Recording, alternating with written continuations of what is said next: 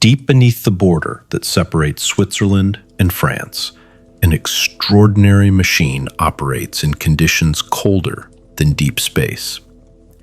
It is here that particles are propelled at 99.9% the speed of light.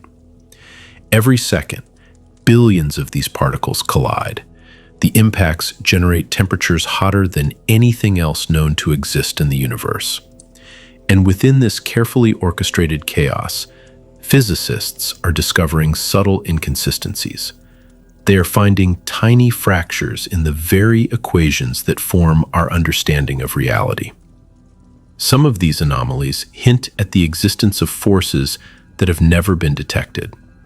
Others seem to suggest the presence of particles that standard theories say should not be there. Imagine a circular tunnel of immense proportions, so large that its path runs beneath two separate nations. This tunnel was carved from rock and clay, situated 100 meters below the surface, and it forms a continuous loop stretching 17 miles in circumference. This is the Large Hadron Collider. It stands as the single largest machine ever constructed by humanity. Its fundamental purpose is to seek an answer to our most ancient question. What are the basic building blocks of everything?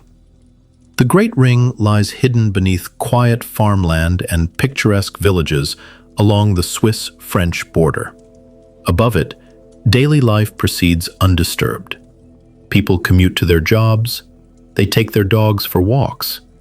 It is unlikely they are aware that directly under their feet, infinitesimally small particles are racing through a vacuum. Their speed is so great they could orbit the entire planet 7 times in just 1 second.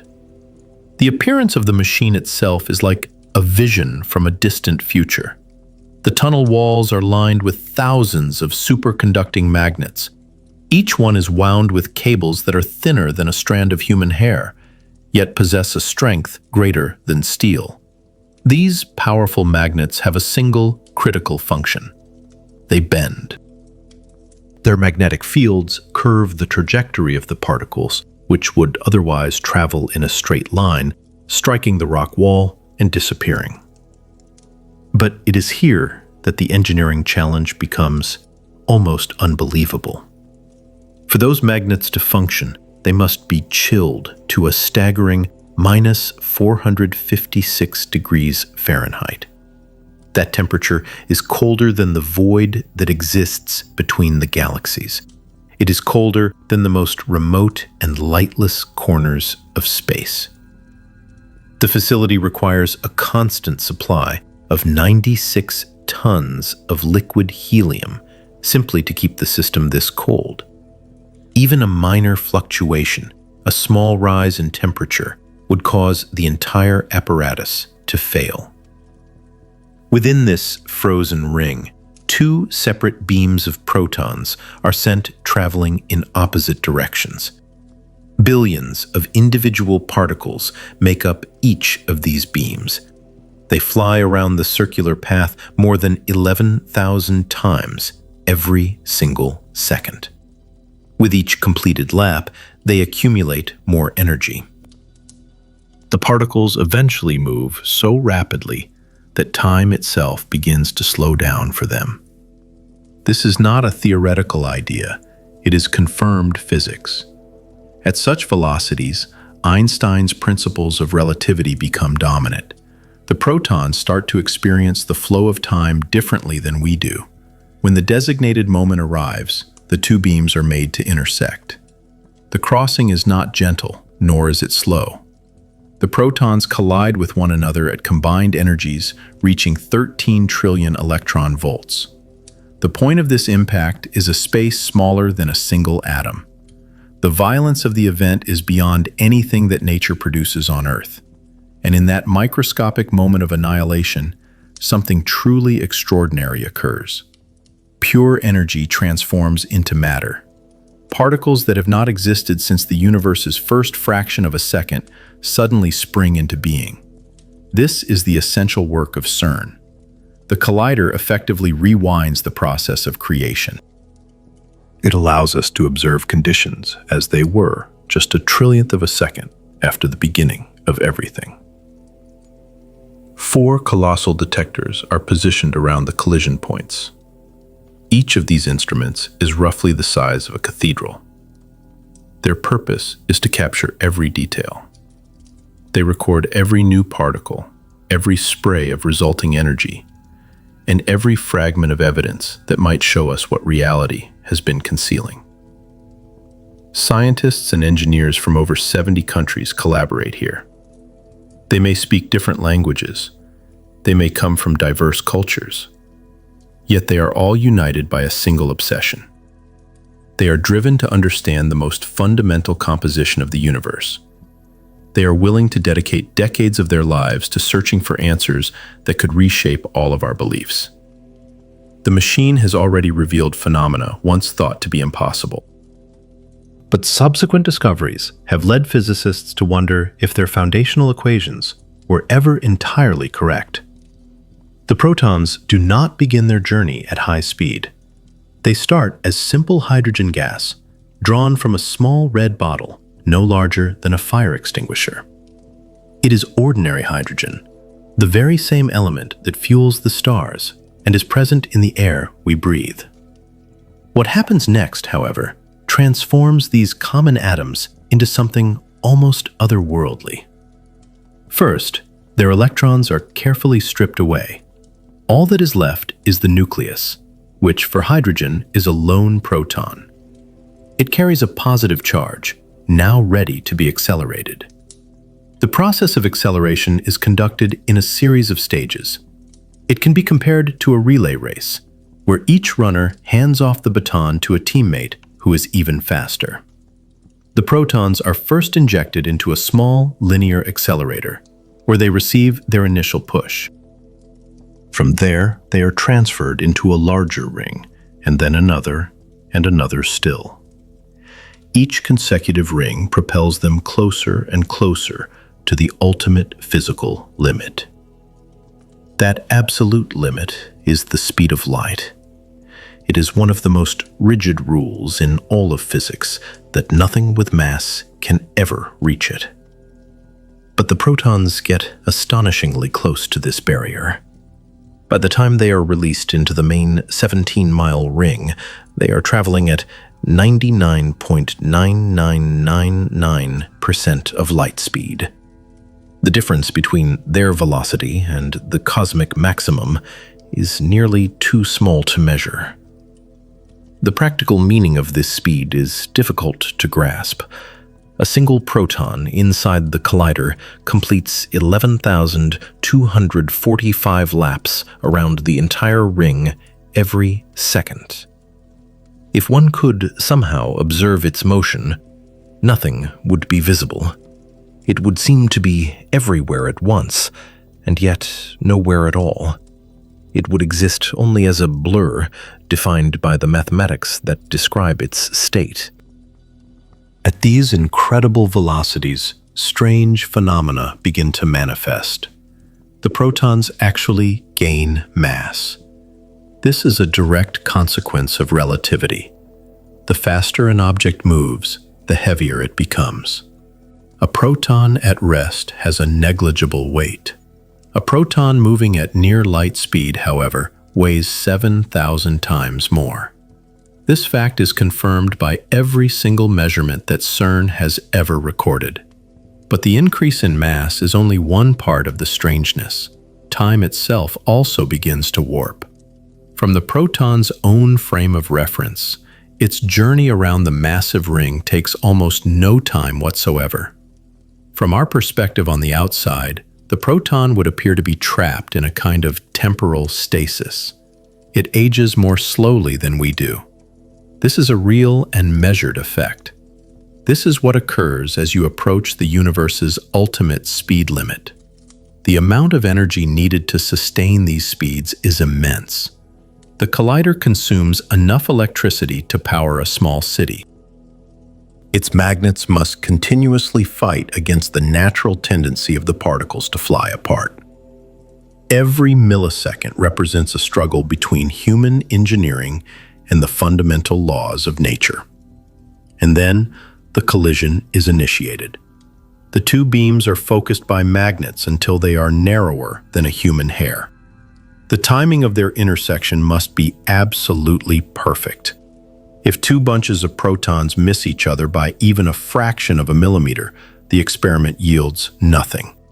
But when they do connect, when billions of particles traveling in one direction slam into billions of others, the energy that is unleashed is staggering. For one fleeting instant, the temperature at the point of impact soars to several trillion degrees. This is hotter than the core of any star. It is hotter than any other known place in the universe today. In conditions of immense heat, matter itself dissolves, revealing its most fundamental components. The insights that emerge from such elemental chaos have rewritten our understanding of physics before, and many scientists believe we are on the verge of another such revolution. For 50 years, physicists wrestled with a profound and persistent problem. The equations they used were remarkably elegant and effective, accurately predicting the behavior of particles, the function of forces, and the very structure that holds the universe together. Yet, a significant flaw existed deep within the mathematics, a conceptual gap that defied logic. The models insisted that fundamental particles should possess no mass at all. According to these calculations, every electron, every quark, and every other building block of matter should be entirely weightless, destined to travel through the cosmos at the speed of light. This, of course, was a conclusion that contradicted all of our direct experience. You have mass, the world around you has mass, and the planet itself has mass. Clearly, something essential was missing from their theories. In 1964, a group of physicists independently put forward a potential solution. They theorized the existence of an invisible energy field that permeates all of space. As particles journey through this field, they interact with it, and this interaction generates a kind of drag. It is this resistance that we perceive and measure as mass. An analogy can be found in the experience of walking through water. While you move with relative ease through the air, water provides a noticeable resistance that impedes your motion. The Higgs field operates on a similar principle, but its resistance does not slow particles down. Instead, it endows them with their intrinsic weight. If such a field were real, the mathematics predicted it must also have an associated particle, a quantum excitation of the field itself. This hypothetical particle was named the Higgs boson. Locating this particle, however, presented an almost insurmountable challenge. The Higgs boson is extraordinarily unstable, existing for less than a trillionth of a second before it decays into a shower of other, more stable particles. It is impossible to capture or hold one directly. The only way to prove its existence was to meticulously sift through the debris of high-energy collisions, identify its unique decay signature, and trace that evidence backward. For decades, the search continued. Physicists constructed ever larger and more powerful particle colliders, analyzing the data from billions upon billions of collisions, but they consistently found nothing. A sense of doubt began to grow in the community, with some wondering if the theory itself was flawed and if mass originated from some entirely different, unknown mechanism. That all changed on July 4th, 2012. Inside a crowded auditorium at CERN, researchers made a historic announcement. They had finally found it. The Higgs boson was real. The evidence presented was overwhelming.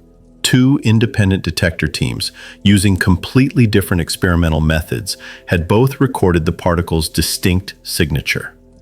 The discovery reached a statistical certainty of 5 sigma, which translates to a chance of error of less than 1 in 3.5 million.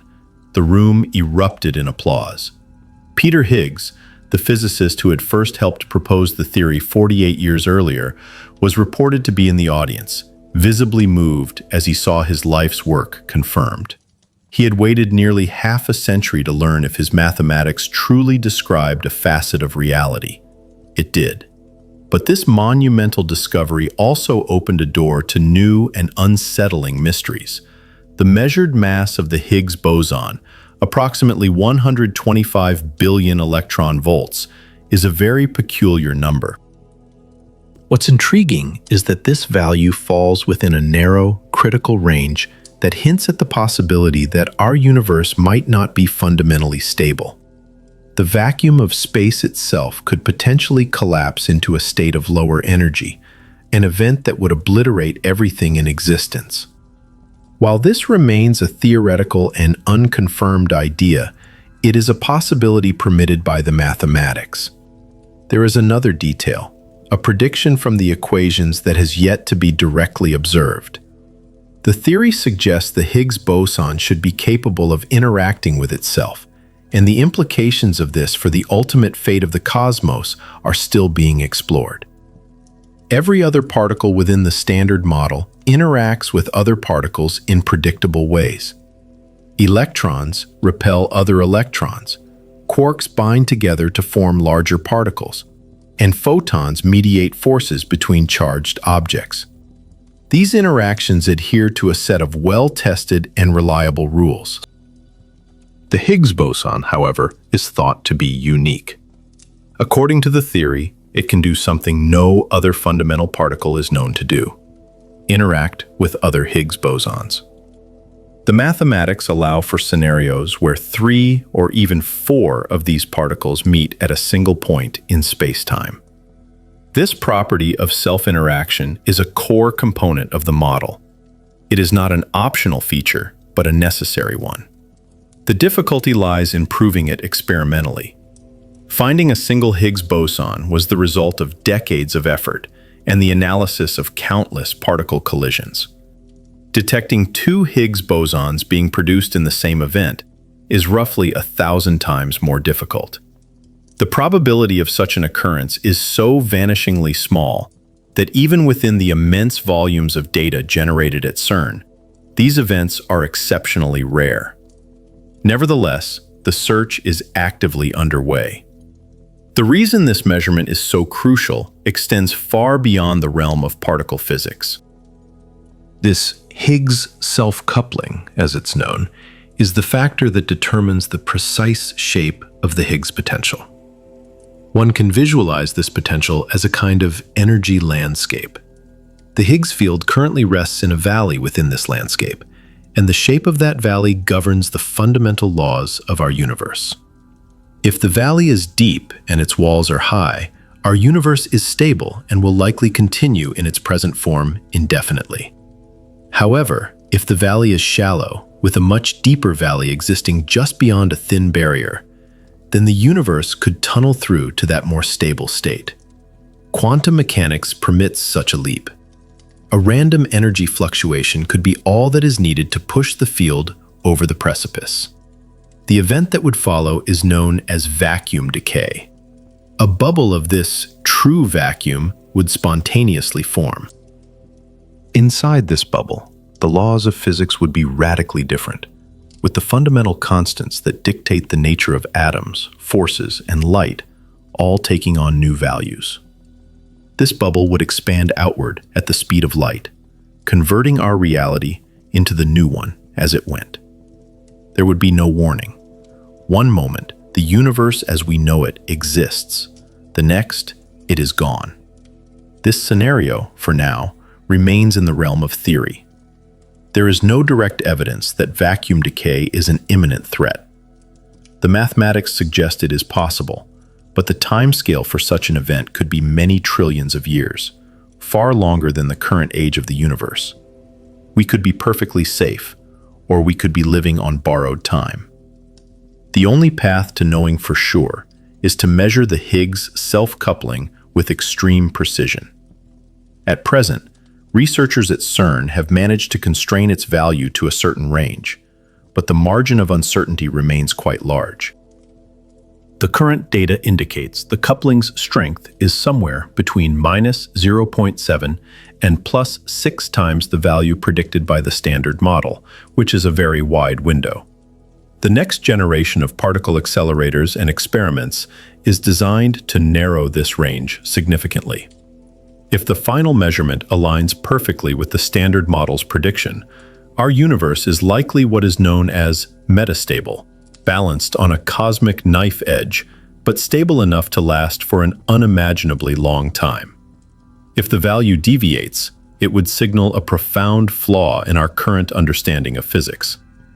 Either outcome will fundamentally change everything we think we know. And while physicists pursued the Higgs boson into these deep theoretical questions, a quiet paradox was at play in the frozen heart of the machine. In the vast emptiness between galaxies, where no stars burn, the ambient temperature falls to about minus 454 degrees Fahrenheit. This is the natural cold of deep space, kept just above absolute zero by the faint afterglow of the Big Bang. The Large Hadron Collider, however, must operate at a temperature even colder than that. Its powerful superconducting magnets, which are responsible for bending the paths of the particle beams, require an operating temperature of minus 456 degrees Fahrenheit. This is nearly 2 degrees colder than intergalactic space, bringing the machine to a temperature almost as low as physics will allow. To achieve such a temperature, an extraordinarily complex system is essential. Inside the machine, a circuit of 96 tons of liquid helium is in constant motion. At these extreme lows, helium is the only substance that avoids freezing into a solid state. This helium requires continuous pumping, careful monitoring, and constant recycling. Even the smallest leak could trigger a catastrophic warming event, a scenario that became reality back in 2008.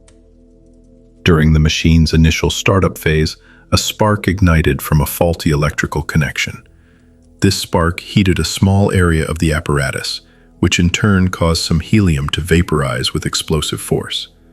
The resulting pressure wave inflicted damage on more than 50 magnets and tore vacuum pipes loose from their moorings. Restoring the machine was a 14-month endeavor, with costs running into the millions of dollars. It serves as a reminder that for all its immense scale, the collider is remarkably delicate. A shutdown was once triggered by a bird dropping a piece of bread onto an outdoor power supply. On another occasion, a weasel gnawed through electrical wiring, taking the entire system offline. Engineers have since learned to anticipate the truly unexpected. But when the profound cold is maintained, something incredible occurs. The superconducting magnets shed all of their electrical resistance. An electrical current can flow through them without losing any energy at all. In an ordinary wire, the flow of electricity produces heat, which wastes power and restricts the amount of current that can be safely passed through it. Superconductors, however, have no such limitation. The very same current could theoretically circulate forever without any additional energy input.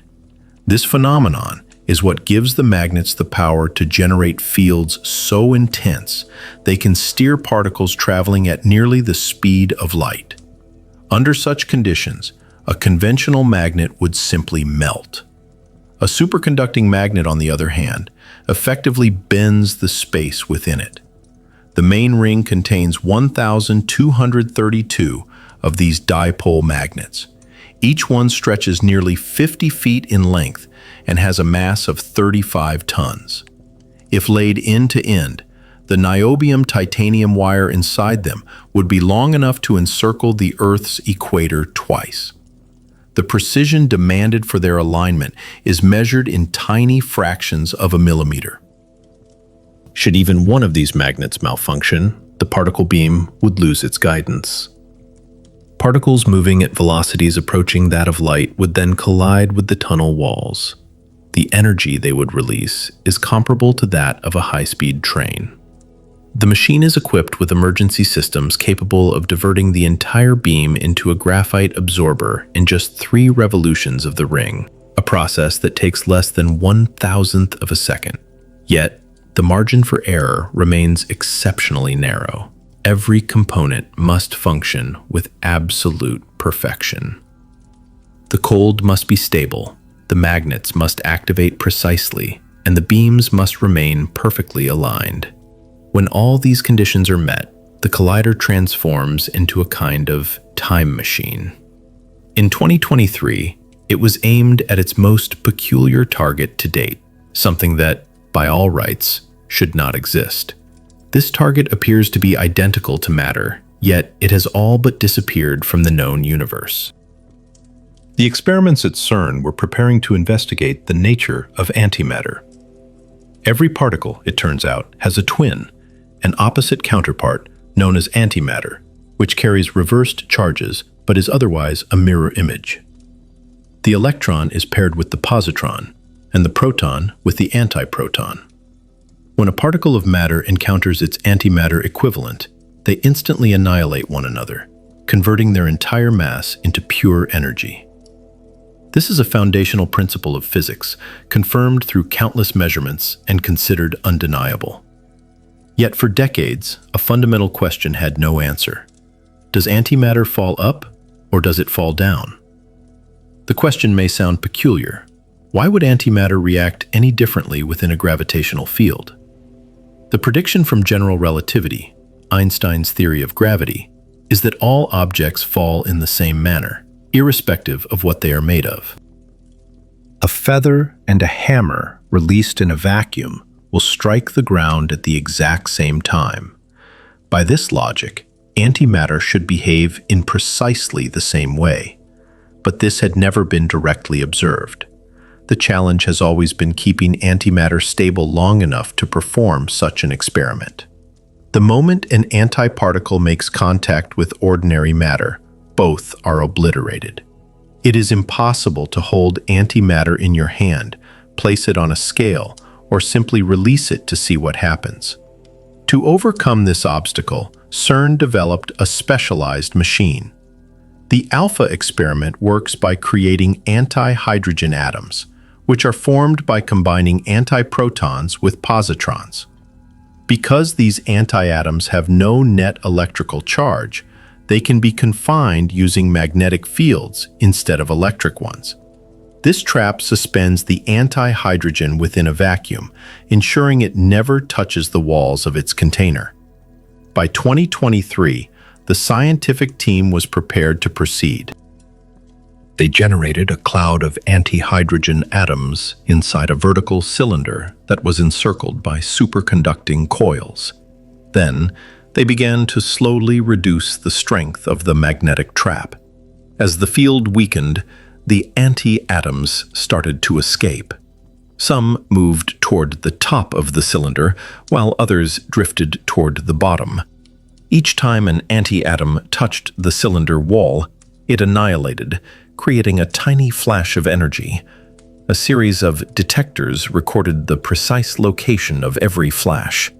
The result was unambiguous. Approximately 80% of the antimatter annihilations occurred below the trap's center, while only 20% happened above it. The conclusion was inescapable. Antimatter falls downward. It responds to gravity just as ordinary matter does. Einstein's prediction had been correct. This might appear to be the final word on the matter.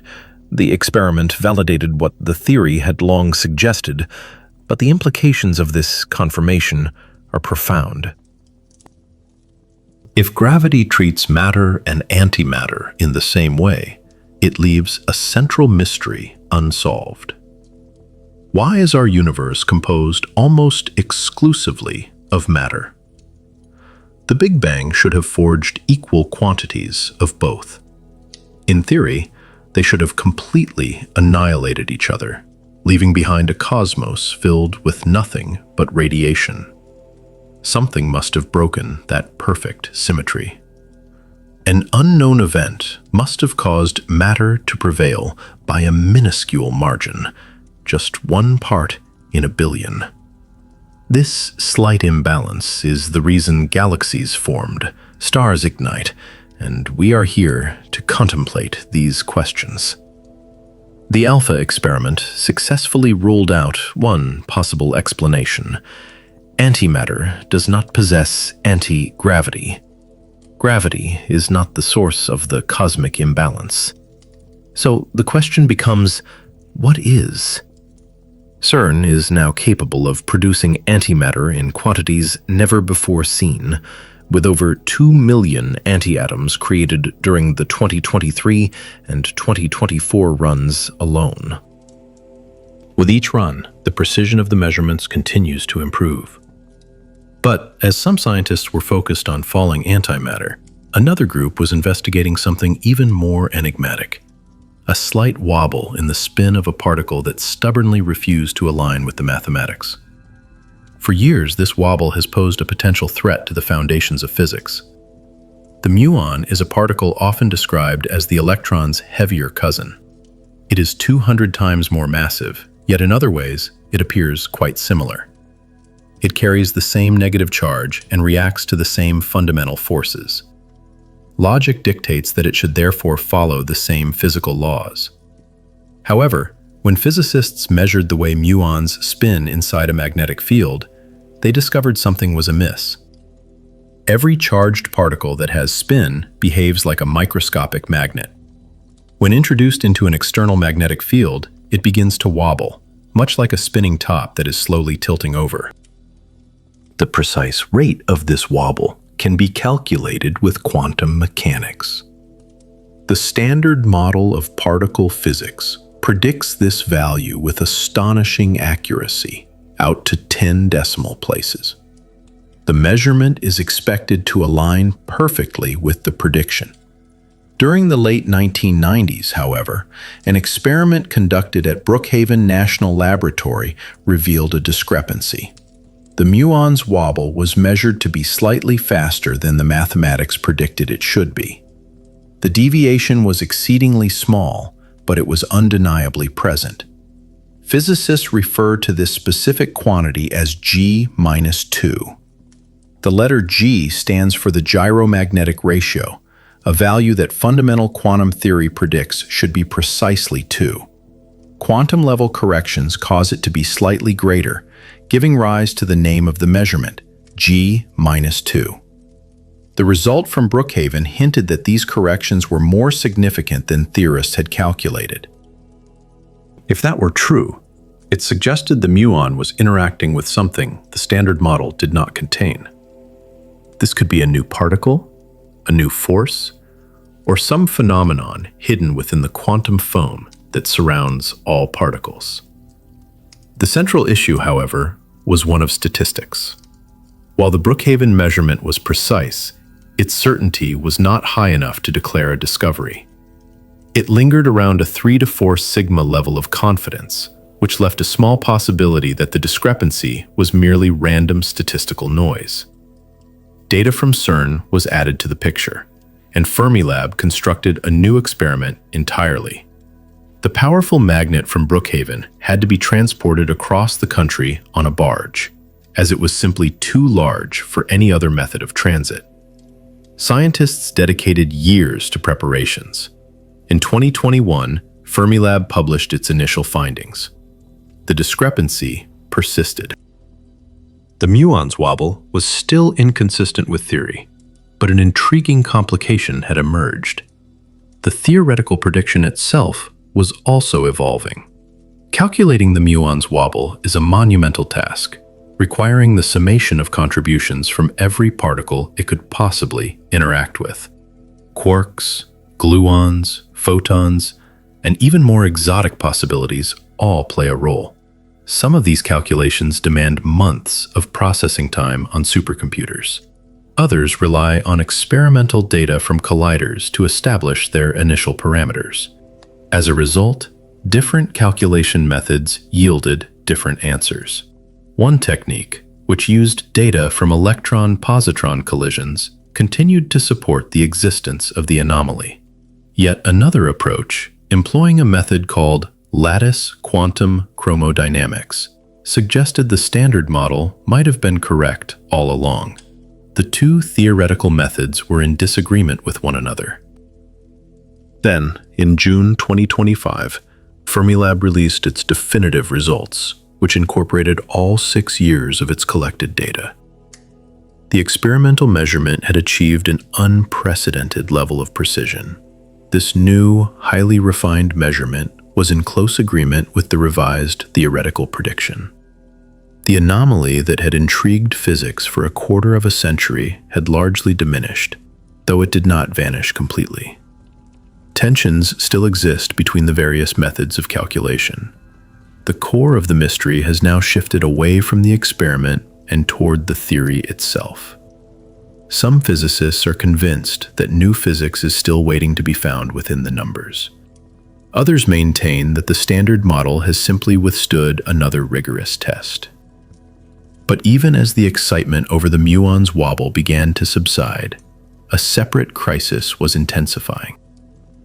A different fundamental particle had registered a mass far heavier than expected, and that single measurement threatened to upend everything.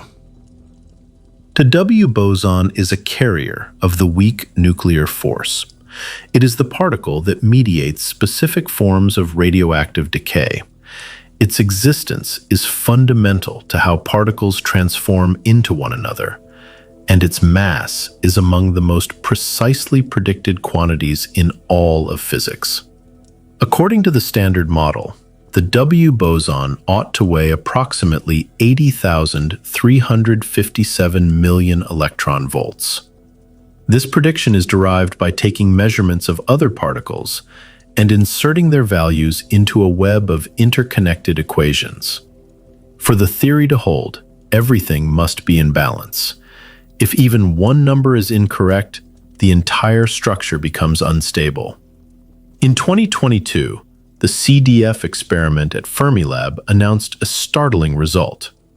After analyzing decades of accumulated data, they reported a new measurement for the mass of the W boson.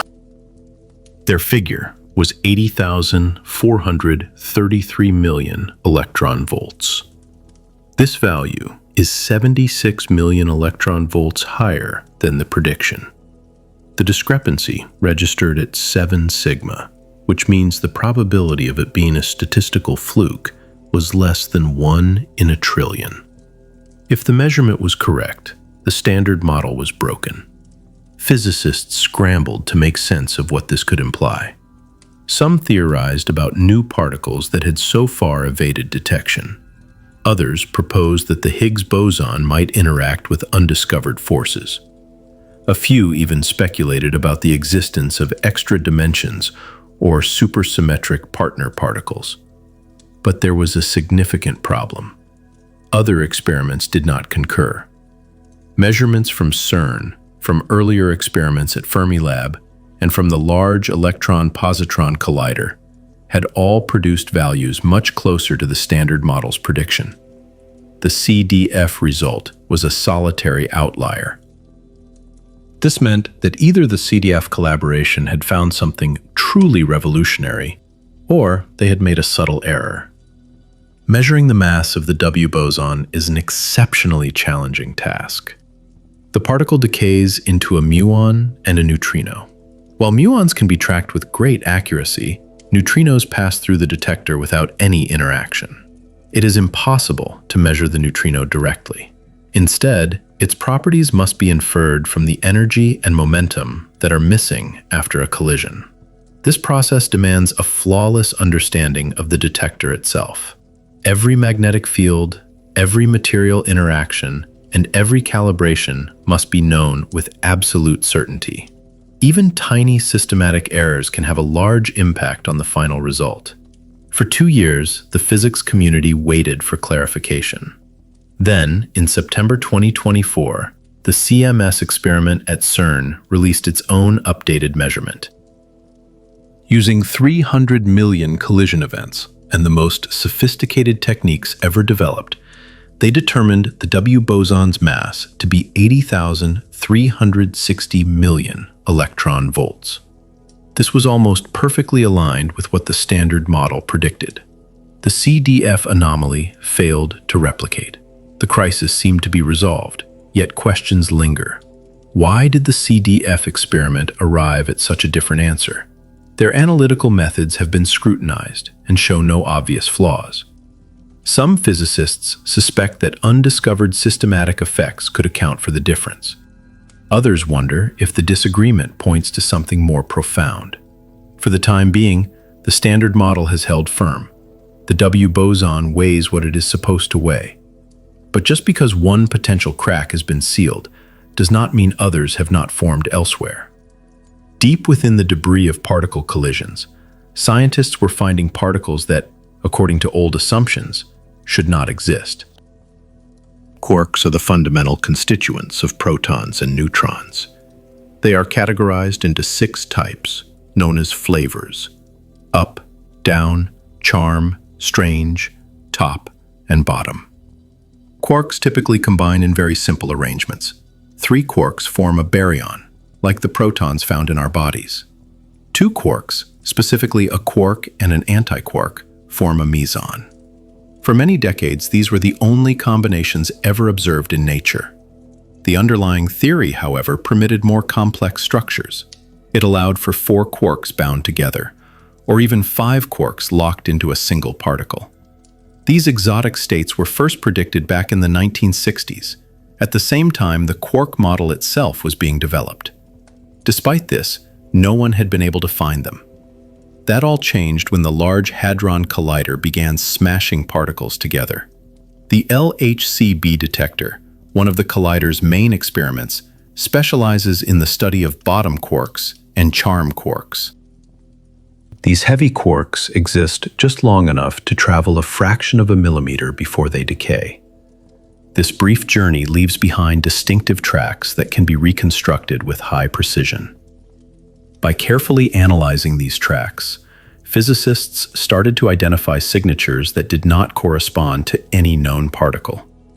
In 2015, the LHCb collaboration announced the first confirmed discovery of a pentaquark, a particle made of 5 quarks bound together. This particular particle was composed of a charm quark, a charm antiquark, and 3 light quarks. It existed for only a fleeting instant before it disintegrated, but the signal in the data was unambiguous. Soon after, the tetraquarks began to appear. In 2020, the research collaboration uncovered a particle constructed from 4 charm quarks, a compact cluster containing 2 charm quarks and 2 anti-charms. What made this discovery so exceptional was its composition. All tetraquarks identified before this had consisted of a combination of heavy and light quarks, whereas this particular one was made purely of heavy quarks. This finding altered the way physicists understood the strong force. The pace of discovery quickened in 2022, with 3 new exotic particles presented in a single announcement. One was a pentaquark that held a strange quark, the very first of its type to be documented. Another was a pair of tetraquarks, one with a double electric charge and its neutral partner, that appeared simultaneously from the same decay event. The statistical evidence for these observations was overwhelming, registering at 15 sigma for the pentaquark and 6 sigma for the tetraquarks. These signals were not the product of random noise. They represented real physical objects. But a fundamental question remains: what exactly are they? 2 competing models offer explanations. One model suggests the quarks are bound tightly together, forming a single compact entity. The other model proposes the particle is structured more like a molecule, with 2 ordinary hadrons held in close proximity by a residual strong force, not completely merged, yet not entirely separate. Resolving this question is crucial. A deeper understanding of how quarks bind together illuminates the nature of the strong force itself, one of the 4 fundamental forces governing the universe. It also provides physicists with the tools to calculate what might occur in extreme environments, such as inside the cores of neutron stars or during the first moments after the Big Bang. More than 60 new hadrons have now been discovered at the LHC, and the majority of these are exotic states that had never been seen before. The particle zoo is certainly growing. And among these new arrivals, scientists found something that connected the principles of quantum mechanics to energies that had never been previously tested. Two particles entangled across space-time, acting as a single entity.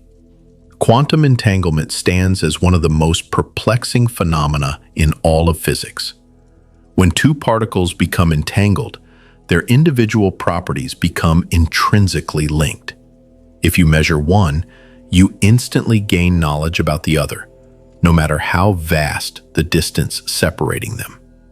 Albert Einstein famously described this as spooky action at a distance, as he was skeptical that it could be a real feature of the universe. But it is indeed real. Experiments have confirmed the existence of entanglement countless times using photons, electrons, and atoms. These particles behave as if they are one unified system, even when they are miles apart. The 2022 Nobel Prize in Physics was awarded for a series of experiments that proved entanglement is a genuine phenomenon and cannot be explained away by some undiscovered hidden variables.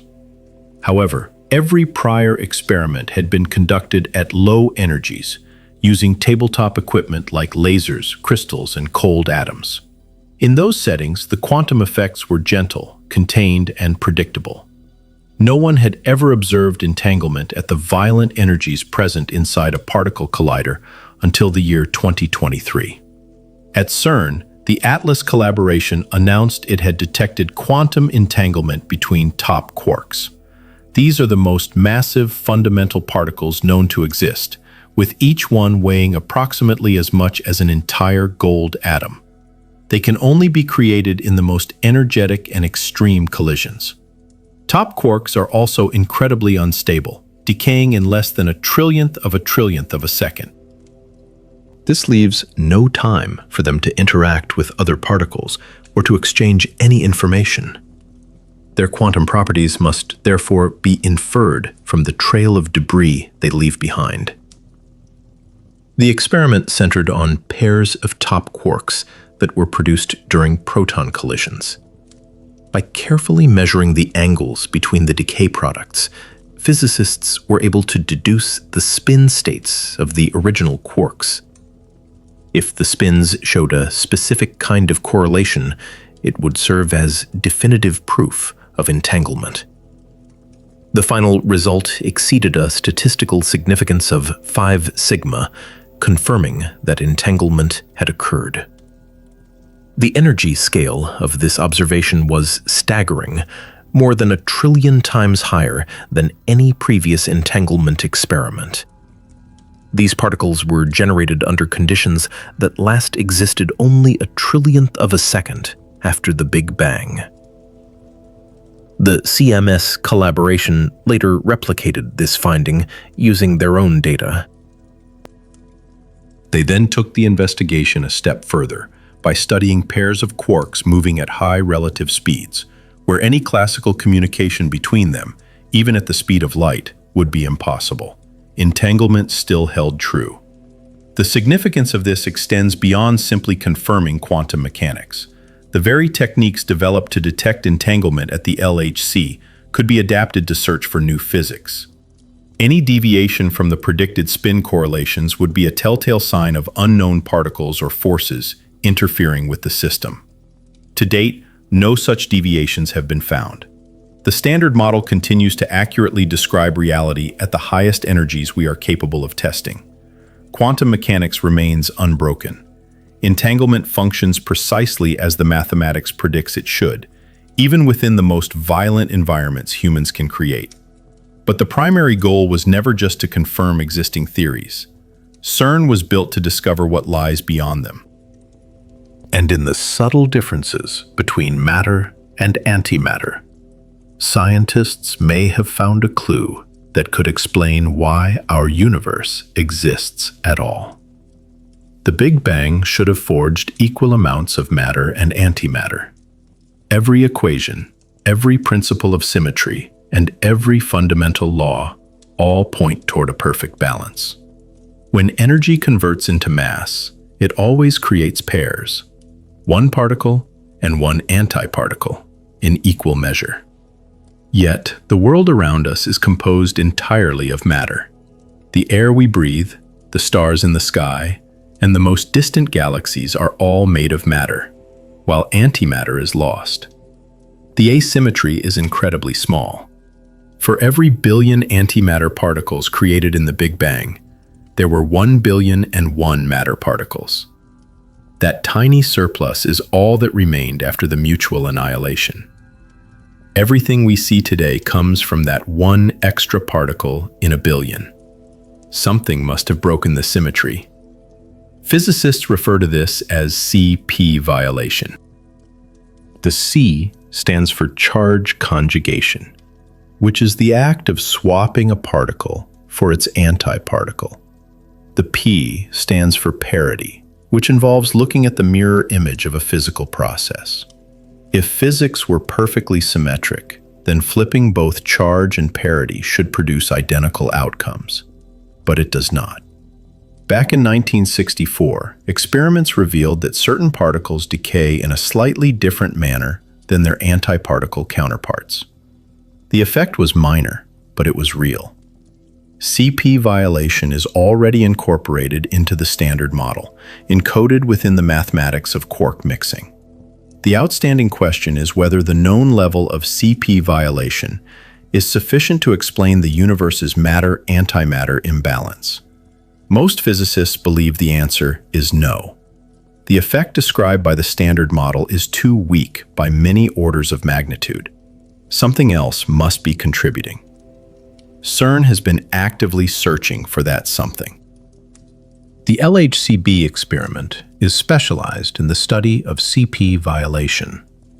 It meticulously examines the decays of particles containing bottom quarks and charm quarks, searching for minute differences between their matter and antimatter versions. In 2025, the collaboration announced a major breakthrough. For the first time ever, they had observed CP violation in baryons. Baryons are particles like protons and neutrons, each made of 3 quarks. Before this, CP violation had only been confirmed in mesons, which are particles containing 2 quarks. The new measurement involved 2 kinds of particles that have bottom quarks. By comparing the frequency of their different decay pathways, physicists identified the asymmetry. This discovery does not solve the central puzzle. The observed CP violation is still much too small to explain matter's dominance in the universe, but it does confirm that baryons behave differently from their antimatter twins. More channels remain to be investigated.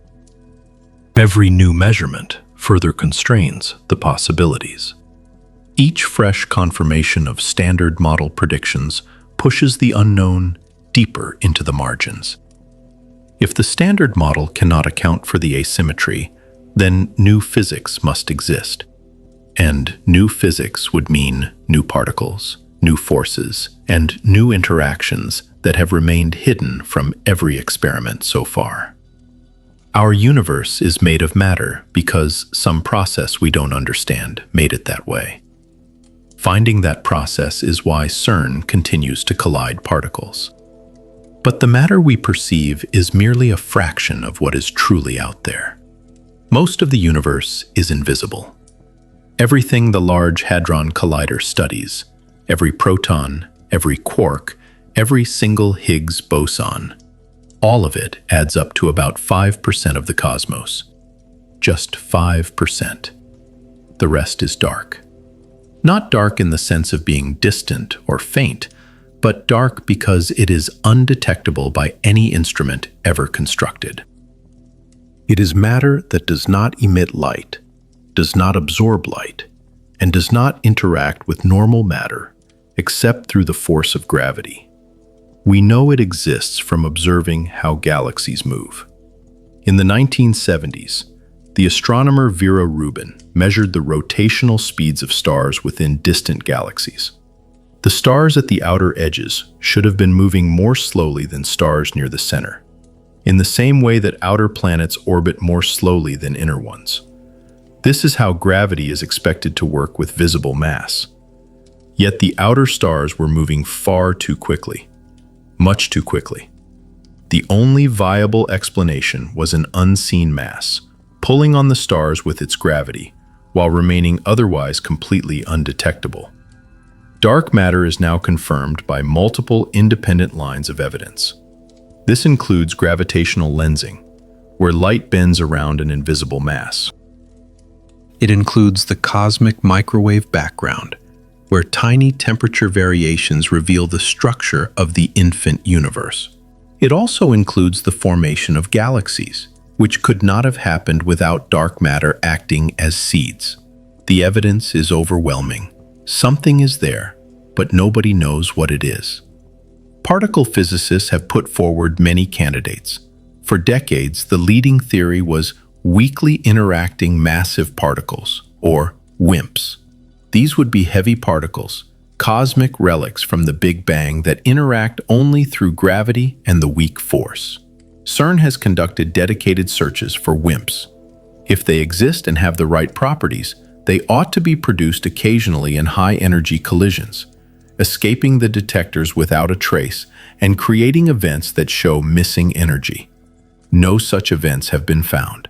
The search goes on. Other candidates are still plausible. There are axions, which are hypothetical light particles proposed to solve an entirely different problem. There are sterile neutrinos, relatives of ordinary neutrinos that do not feel the weak force. And there are primordial black holes, which may have formed long before the first stars ever ignited. Dark energy is an even greater mystery. In 1998, astronomers discovered that the expansion of the universe is accelerating. Something is pushing space apart, faster and faster. That something was given the name dark energy, but the label conceals our ignorance. No one knows what it is. Dark energy makes up approximately 68% of the universe. Dark matter accounts for another 27%. Ordinary matter, the atoms and particles and everything we can touch, fills the remaining 5%. CERN cannot study dark energy directly, as the energies involved are far below what its colliders can probe. But if dark matter is composed of particles, there is a chance the LHC can produce them. Every single collision is like a lottery ticket. Every spray of resulting debris is scoured for signs of something escaping, something invisible, something new. So far, all the searches have come up empty. But an absence of evidence is not the same as evidence of absence. The particles could be lighter or heavier than expected, or they might interact through forces we have not yet imagined. The hunt continues. And while physicists looked for what they could not see, they also managed to recreate something that has not existed for nearly 14 billion years. For 1 month each year, the Large Hadron Collider alters its diet. Instead of protons, it accelerates lead nuclei. These heavy ions, containing 82 protons and 126 neutrons each, are stripped of all their electrons and propelled to nearly the speed of light. When these lead nuclei collide, the result is unlike anything else the machine creates. The energy density is so extreme that protons and neutrons simply melt away. The quarks and gluons that are normally confined inside hadrons break free. They form a new state of matter, something that has not existed in nature since the first microsecond after the Big Bang. Physicists call this the quark-gluon plasma. Imagine a kind of soup, not of molecules or atoms, but of the fundamental constituents of matter. In this state, quarks swim freely, interacting with gluons and behaving as a collective liquid rather than as individual particles. This plasma is the hottest substance humans have ever created. Its temperatures exceed several trillion degrees, making it hotter than the core of any star by a factor of 100,000. It is so hot that the strong force, which normally binds quarks into protons and neutrons, temporarily loses its grip.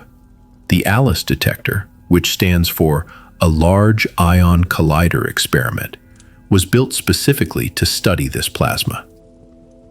While other detectors are designed to search for rare events and new particles, ALICE analyzes the bulk properties of thousands of particles produced all at once. What the researchers found surprised everyone. The quark-gluon plasma behaves like a nearly perfect liquid. It flows with almost zero viscosity, which means its internal friction is as low as the laws of physics will allow. This was unexpected. Theorists had predicted a gas-like state, where particles would bounce chaotically with no collective behavior. Instead, the plasma moves like water.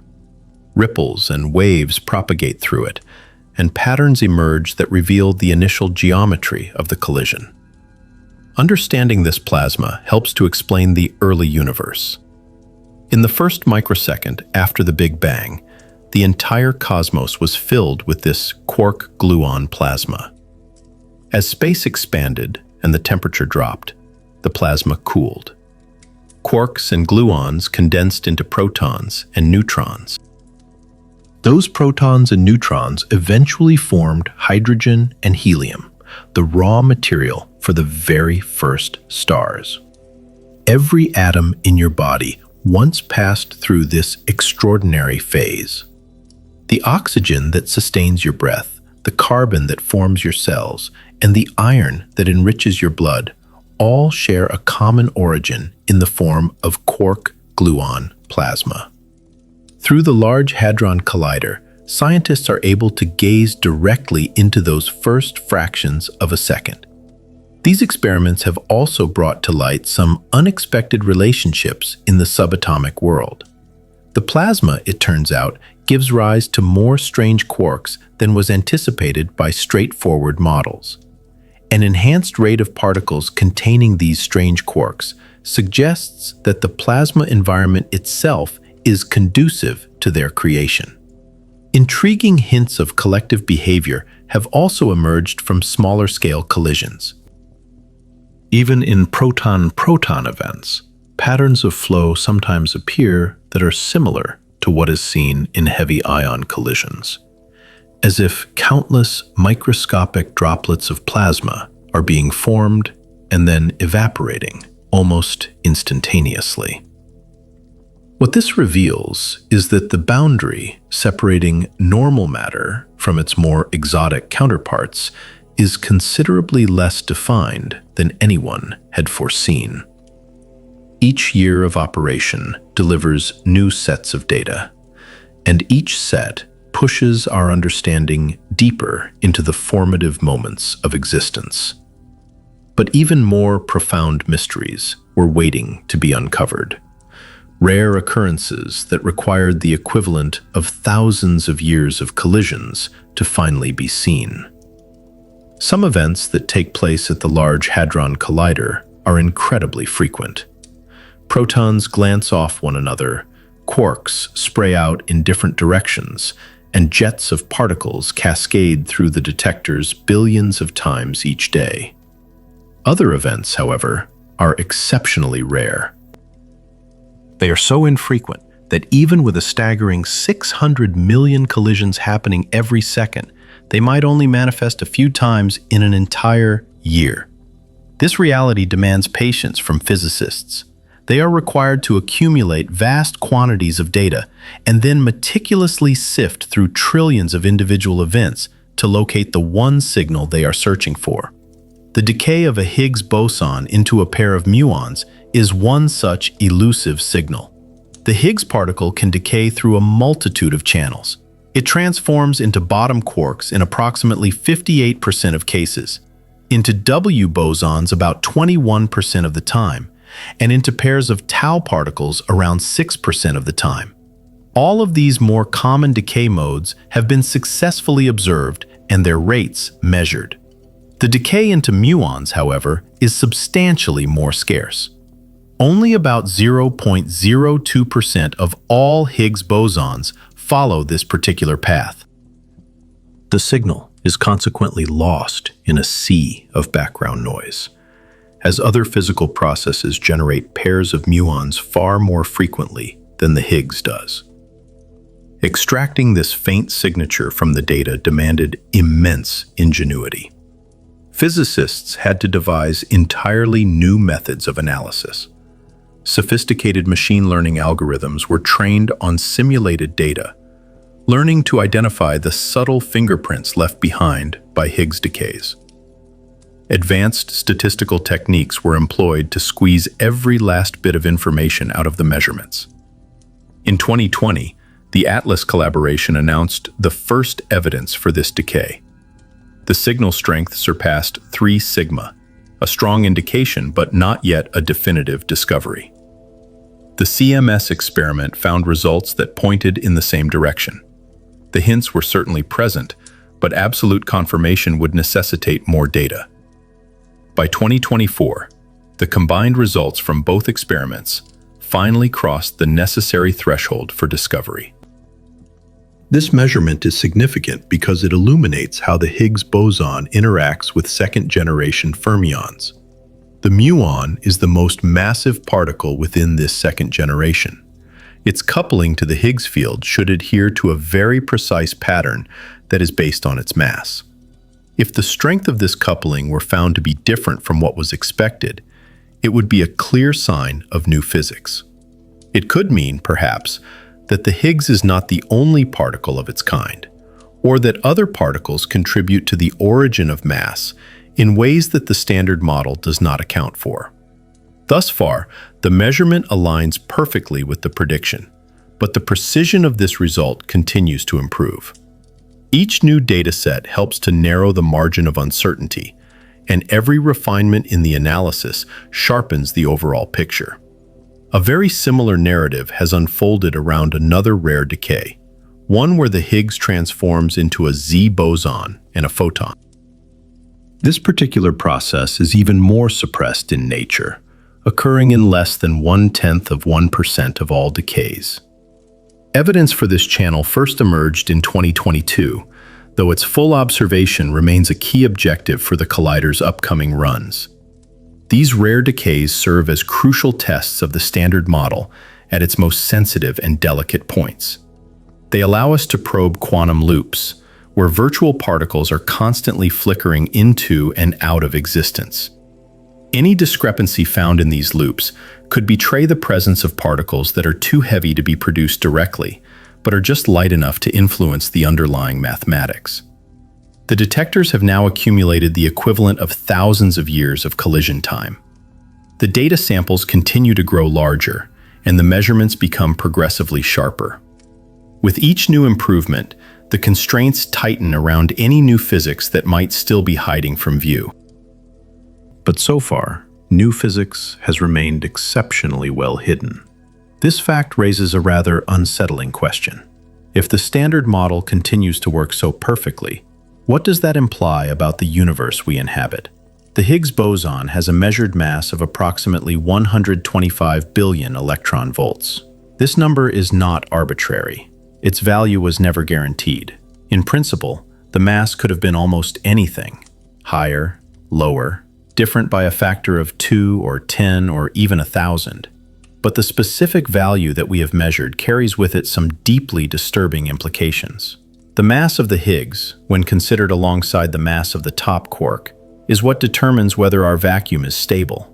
In the language of quantum field theory, the vacuum is not an empty void. It represents the lowest possible energy state of all the fields that permeate space. The Higgs field can be imagined as a ball resting at the bottom of a valley in its potential energy landscape. Minor disturbances might cause the ball to roll slightly, but it will always settle back to the lowest point. This holds true unless the valley conceals a hidden, much deeper chasm.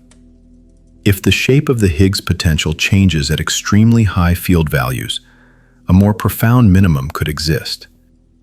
Our current vacuum would then be a false vacuum, merely a local minimum rather than the true ground state. Quantum mechanics would permit the field to tunnel through the energy barrier, akin to a ball spontaneously materializing on the other side of a hill. Should that event occur, a bubble of the true vacuum would form. Inside this bubble, the laws of physics would fundamentally change. The Higgs field would assume a new value, causing particle masses to shift and the forces between atoms to alter.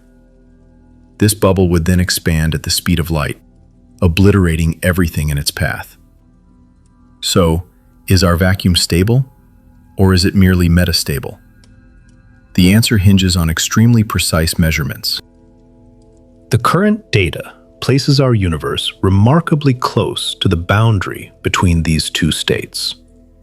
The central values from our measurements suggest metastability, a vacuum that could one day decay, but with a predicted lifetime that is vastly longer than the current age of the universe. This is not a reason for immediate alarm. Even if the vacuum is metastable, the probability of it decaying within our observable universe over the next several billion years is negligible. It does, however, raise profound questions. Why does our universe exist so precariously close to this edge? Is it merely a coincidence? Could it be a sign of new physics that stabilizes the vacuum at much higher energies? Or does the concept of a multiverse favor the existence of vacuums that can last long enough for observers like us to evolve? Upcoming measurements of the Higgs self-coupling will help to resolve these questions. If the coupling strength matches the Standard Model's prediction exactly, the conclusion of metastability will be strengthened. If it deviates, it might point to new particles or interactions that alter the behavior of the potential at high energies. Regardless of the outcome, we are certain to learn something profound. The universe we call home may be balanced on a knife's edge, caught between eternal persistence and sudden annihilation. The very Higgs field that endows particles with mass might also hold the power to erase everything. This idea sounds alarming, and it is not intended to be a source of comfort. But it is also a reflection of a deeper truth. Physics has consistently revealed uncomfortable facts about our place in the cosmos. Our understanding of reality is constantly being revised, revealing new and unexpected layers about our place in the cosmos.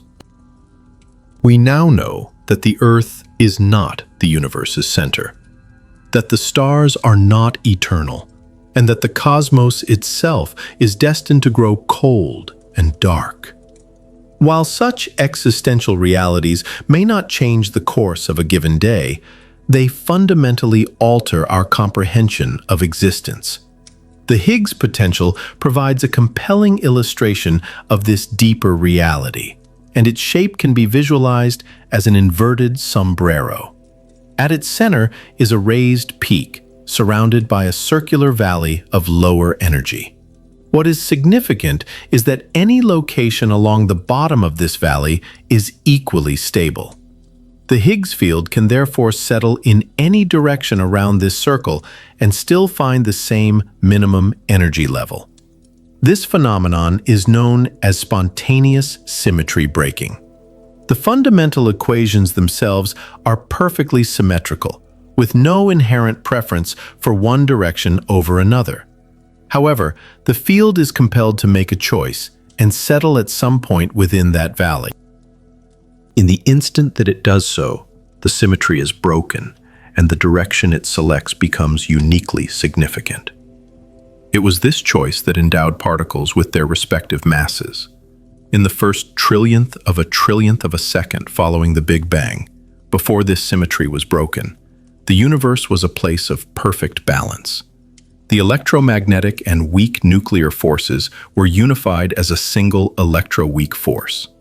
All particles were without mass, and everything traveled at the speed of light. But then, the universe began to cool. As the temperature dropped, the Higgs field settled into its valley, and the symmetry shattered. The electroweak force separated into electromagnetism and the weak force. Particles that interacted with the Higgs field acquired mass, while those that did not, such as the photon, remained massless. The precise geometry of this Mexican hat potential governs this entire cosmic structure.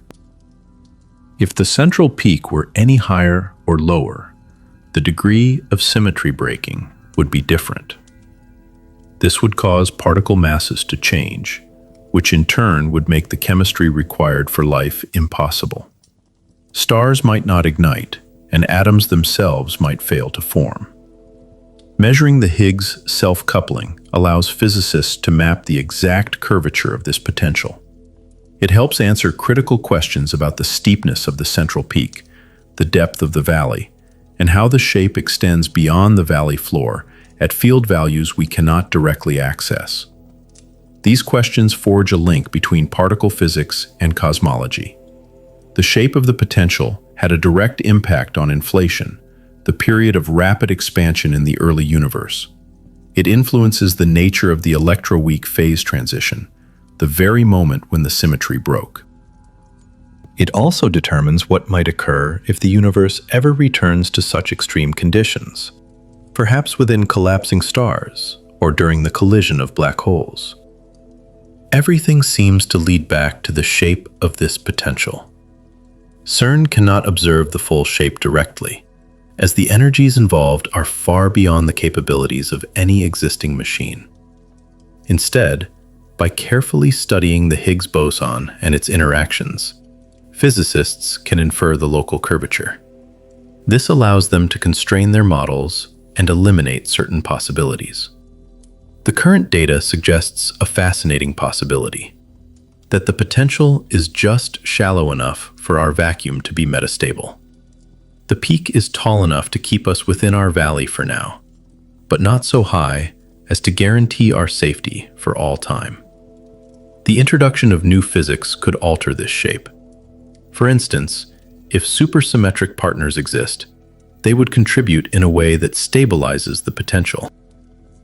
The presence of extra Higgs particles would change the curvature. Interactions with dark matter could reshape the entire landscape.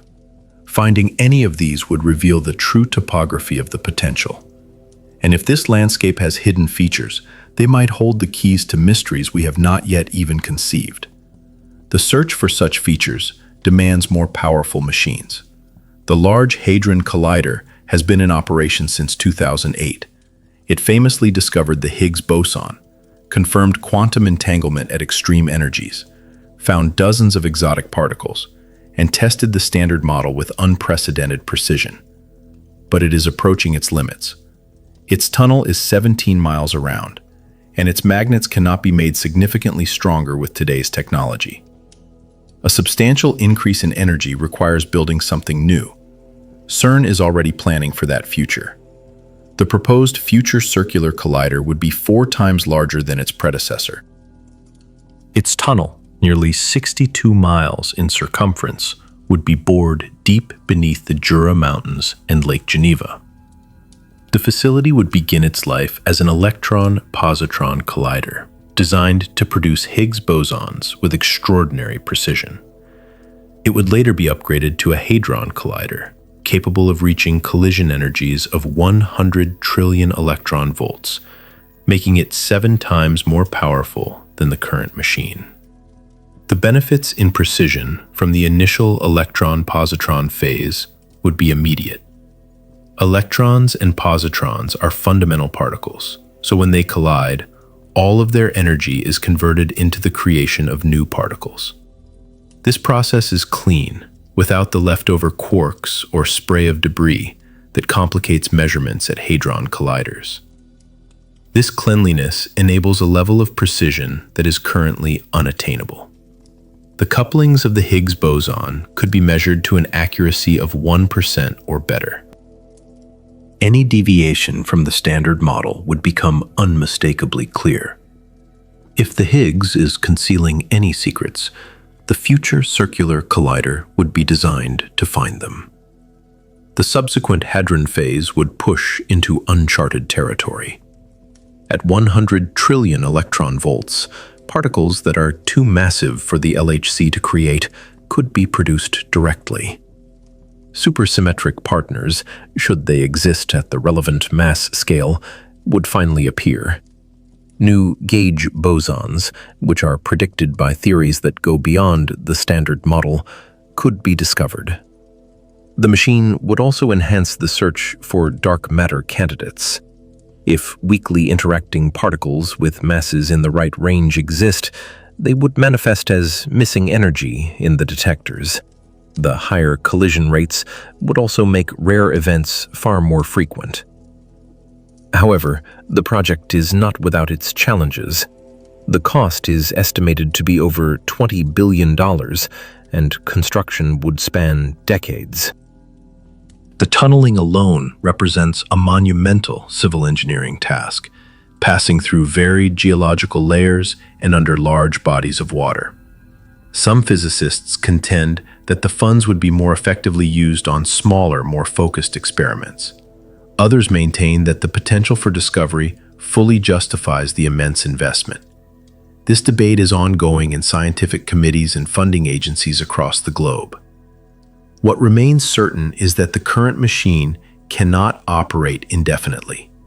The high luminosity upgrade to the LHC, set to begin in 2029, will increase collision rates and extend its scientific reach for another decade. But eventually, the law of diminishing returns will take hold. There is only so much that can be revealed at the same energy level. To probe deeper, more energy is required. The future circular collider would provide that energy, though other designs are also being considered. A muon collider, for example, could achieve high energies within a smaller ring. While the technology for it is less developed, the physics case is compelling. One way or another, humanity will likely build a more powerful machine. The questions at hand demand it. The universe does not yield its secrets willingly, and the most profound question of all is still waiting for an answer. At what point does our comprehension falter? Or will the very equations that have been our guide prove insufficient?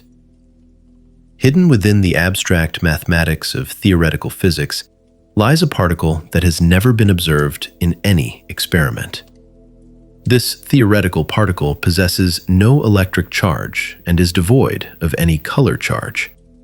It interacts with the standard model of particles in only the most negligible ways.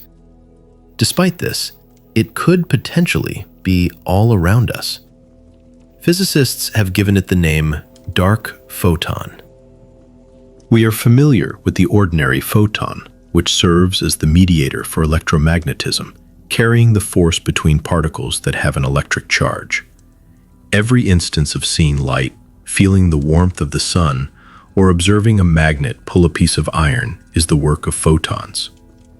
The dark photon is theorized to perform an identical function, but for a completely hidden sector of reality. One can imagine a parallel universe of particles that remain disconnected from our own through the conventional forces. They would experience no electromagnetic attraction, no strong nuclear force to bind them, and no weak force to govern their decay. Gravity would be the sole connection between our worlds, and gravity is far too feeble to allow for the detection of single particles. Yet a potential bridge might exist. It's thought that the dark photon could intermingle with the ordinary photon through a quantum phenomenon known as kinetic mixing. This mixing would be exceptionally faint, suppressed by factors of 1,000, 1,000,000, or even greater. Crucially, however, it would not be zero. If dark photons are real, and they do mix with their regular counterparts, they could provide an elegant explanation for dark matter. The dark sector itself might be a complex realm with its own unique particles, its own distinct forces, and its own intricate dynamics, possibly forming dark atoms, engaging in dark chemistry, and creating vast dark structures, all held together by a form of dark electromagnetism. This entire cosmos would remain invisible to us, its presence inferred only through the gravitational influence we observe shaping galaxies. Searches for the dark photon have been conducted at CERN. The signal for its existence would be quite specific. In one scenario, a particle collision produces an amount of energy that appears to simply disappear. This missing energy could have been carried away by a dark photon that passed through the detector without activating any of its sensors. An alternative signature involves the dark photon decaying back into ordinary particles. If its lifetime is long enough, it would travel a certain distance from the collision before this decay occurs, creating what is known as a displaced vertex, a point of particle creation that is spatially separated from the initial impact. To date, neither of these signatures has been observed. These searches have successfully established new limits. If dark photons do exist, they must conform to certain properties. The degree of their mixing with ordinary photons must be below specific measured values, and their masses must fall outside of certain excluded ranges. A vast expanse of parameter space, however, is still completely unexplored. The phaser experiment, which was installed in a service tunnel near the Atlas detector, is designed specifically to hunt for long-lived particles that might escape the primary detector, with dark photons being one of its main targets. Looking further ahead, the planned SHIP experiment aims to increase this sensitivity by another order of magnitude. Other theories have put forward different kinds of connections between the dark and visible universes. Axions, particles originally conceived to resolve an issue within the strong force, could also be the constituent of dark matter. Another possibility lies with sterile neutrinos, which are hypothetical partners to the neutrinos we already know. All of these proposed particles have one characteristic in common. Their interactions are so profoundly weak that discovering them demands either colossal data sets or detectors of extraordinary sensitivity. CERN is a source for the necessary data sets, while specialized experiments provide the required sensitivity. The search proceeds in a methodical fashion. Every result that finds nothing still serves to rule out certain possibilities. Each technical improvement opens up new avenues of exploration. The process will eventually lead to one of two outcomes. Either something will finally emerge from the data, or the available parameter space will continue to contract until the theories themselves are no longer viable. This elusive photon might be a genuine feature of our universe, or it could be a mere mathematical illusion, a solution to equations that nature simply opted not to use. Either conclusion would represent a significant gain in our knowledge. But while theorists were pursuing these invisible particles, the experimentalists uncovered something entirely unforeseen within the collisions themselves. Patterns that, according to established theory, should not have been there. When lead nuclei are smashed together at the Large Hadron Collider, thousands of new particles are created and spray outwards from the point of impact. This debris begins to form distinct patterns, with ripples and waves moving through the expanding fireball of matter. Physicists refer to this phenomenon as collective flow, and its presence indicates that the quark-gluon plasma behaves like a nearly perfect liquid. This particular finding was anticipated. Collisions of heavy ions produce a sufficient quantity of matter to give rise to collective behavior. The resulting plasma is incredibly dense, causing the particles within it to interact strongly, a situation where the principles of hydrodynamics apply. The surprise came when physicists began to examine proton-proton collisions. A single proton is minuscule when compared to a lead nucleus. When two protons collide, a much smaller number of particles is generated. Such a system was thought to be far too small to exhibit any collective effects. The interactions of individual particles were expected to be the dominant factor. There should have been no evidence of flow. And yet, there was. The patterns materialized in the data like phantoms. Correlations were observed between particles that strongly suggested collective motion, with ridges and valleys appearing in the angular distributions that were a perfect match for the signatures of hydrodynamics. Initially, the physics community was skeptical of these results. It was thought that perhaps the patterns were an artifact of some other process.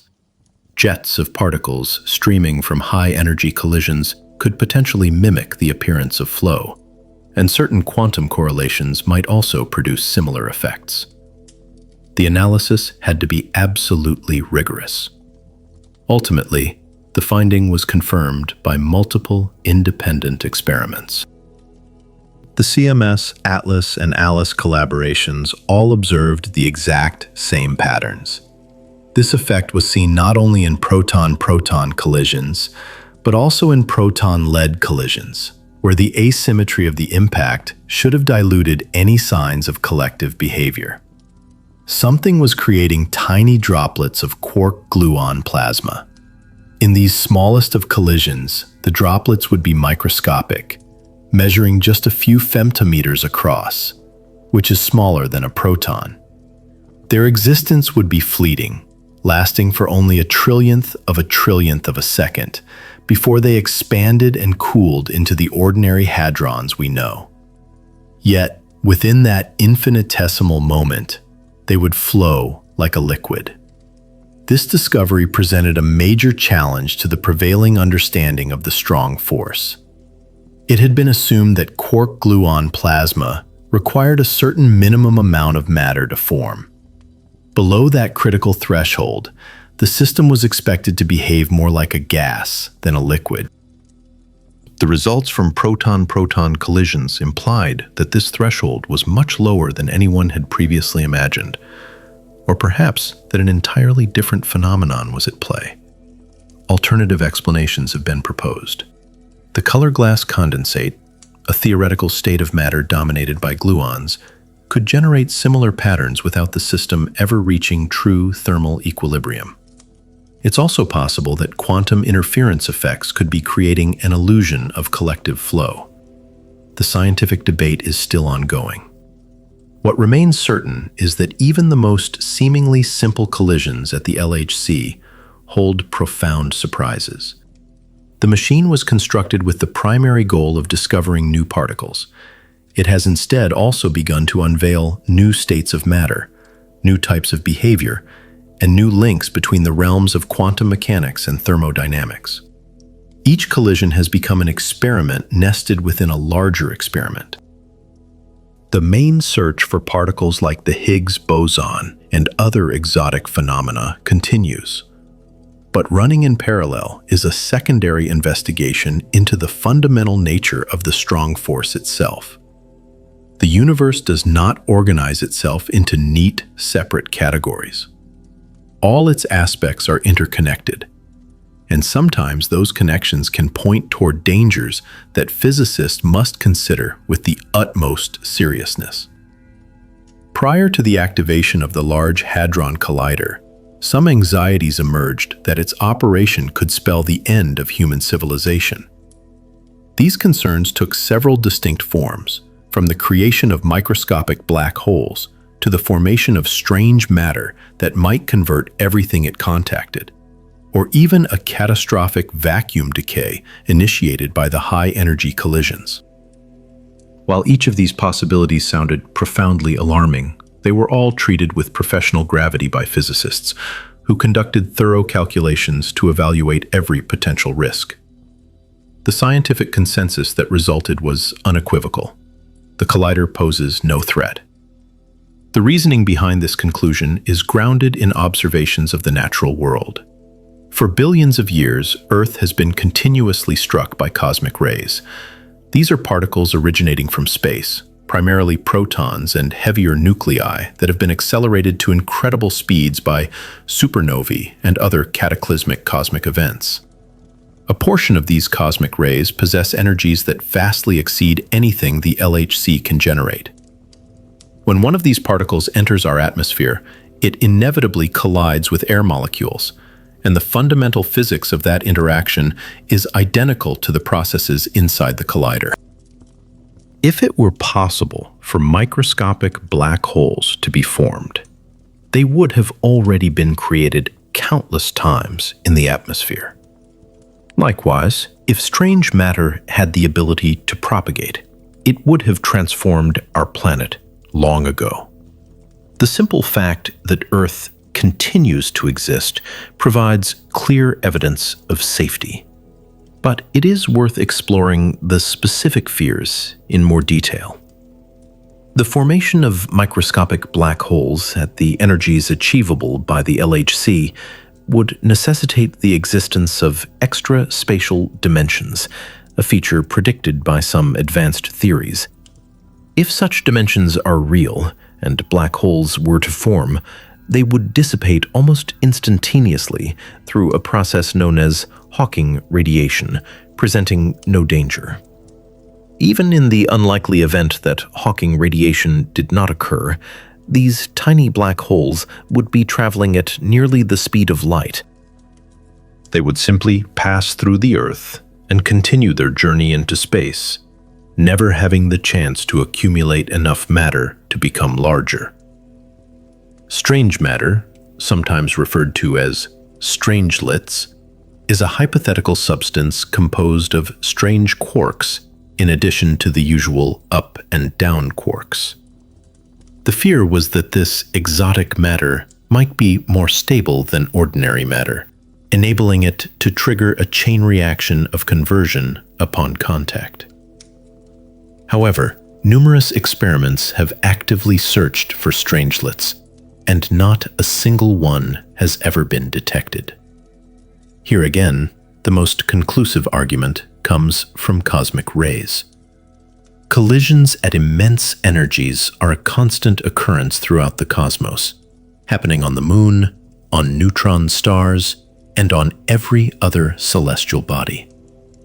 If strangelets were a genuine threat, we would surely observe the evidence of their effects elsewhere in the universe.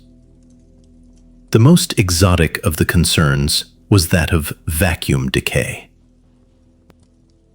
This idea posited that a high-energy collision could nucleate a bubble of a more stable or true vacuum, which would then expand and annihilate the universe as we know it.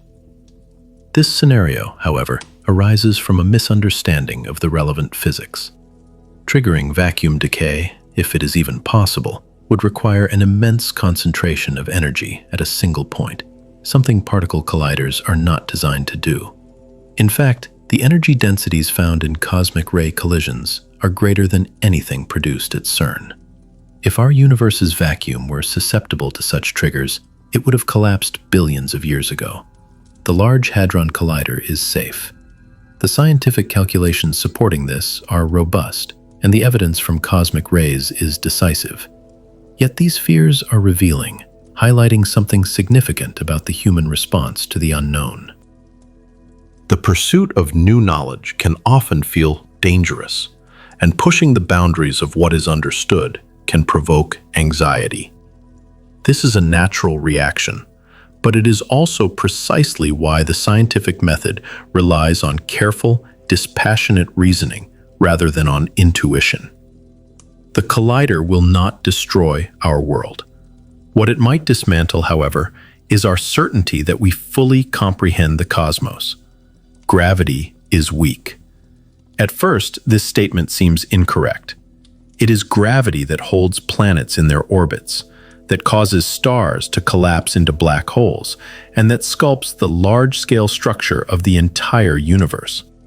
How could it possibly be described as weak?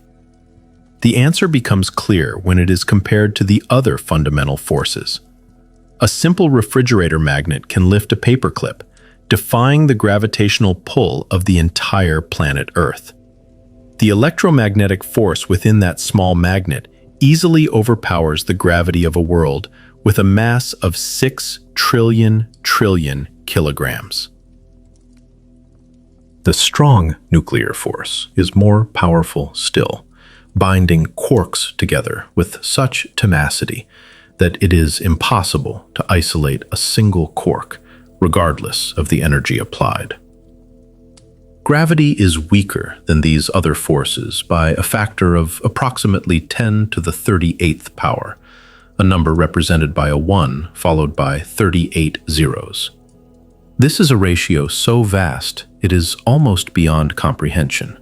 The question is, why? This immense disparity is known as the hierarchy problem. There is no established reason for the fundamental forces to differ in strength by such extreme amounts. The standard model of particle physics offers no explanation. It simply accepts the measured values of these forces as given inputs and proceeds from there. For physicists, however, this is a deeply unsatisfying state of affairs. The puzzle deepens when we consider the Higgs boson. According to quantum theory, various corrections should drive the mass of the Higgs up to incredibly large values, approaching what is known as the Planck scale, the energy at which quantum gravity effects are expected to become significant. The Planck mass is around 10 to the 19th billion electron volts. The measured mass of the Higgs boson is 125 billion electron volts.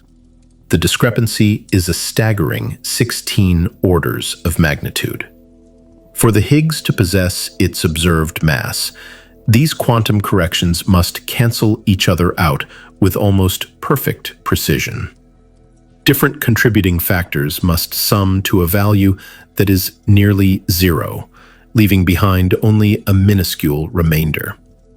This level of cancellation strikes physicists as being fine-tuned to an absurd degree, a situation they refer to as the naturalness problem.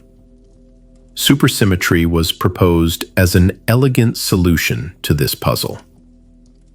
For each particle in the standard model, supersymmetry posits the existence of a partner particle that has a different spin. The quantum corrections from the known particles and their undiscovered partners would then cancel each other automatically, providing a natural explanation for why the Higgs boson is so light. The issue is that these supersymmetric partners have never been found. The Large Hadron Collider has conducted exhaustive searches for them.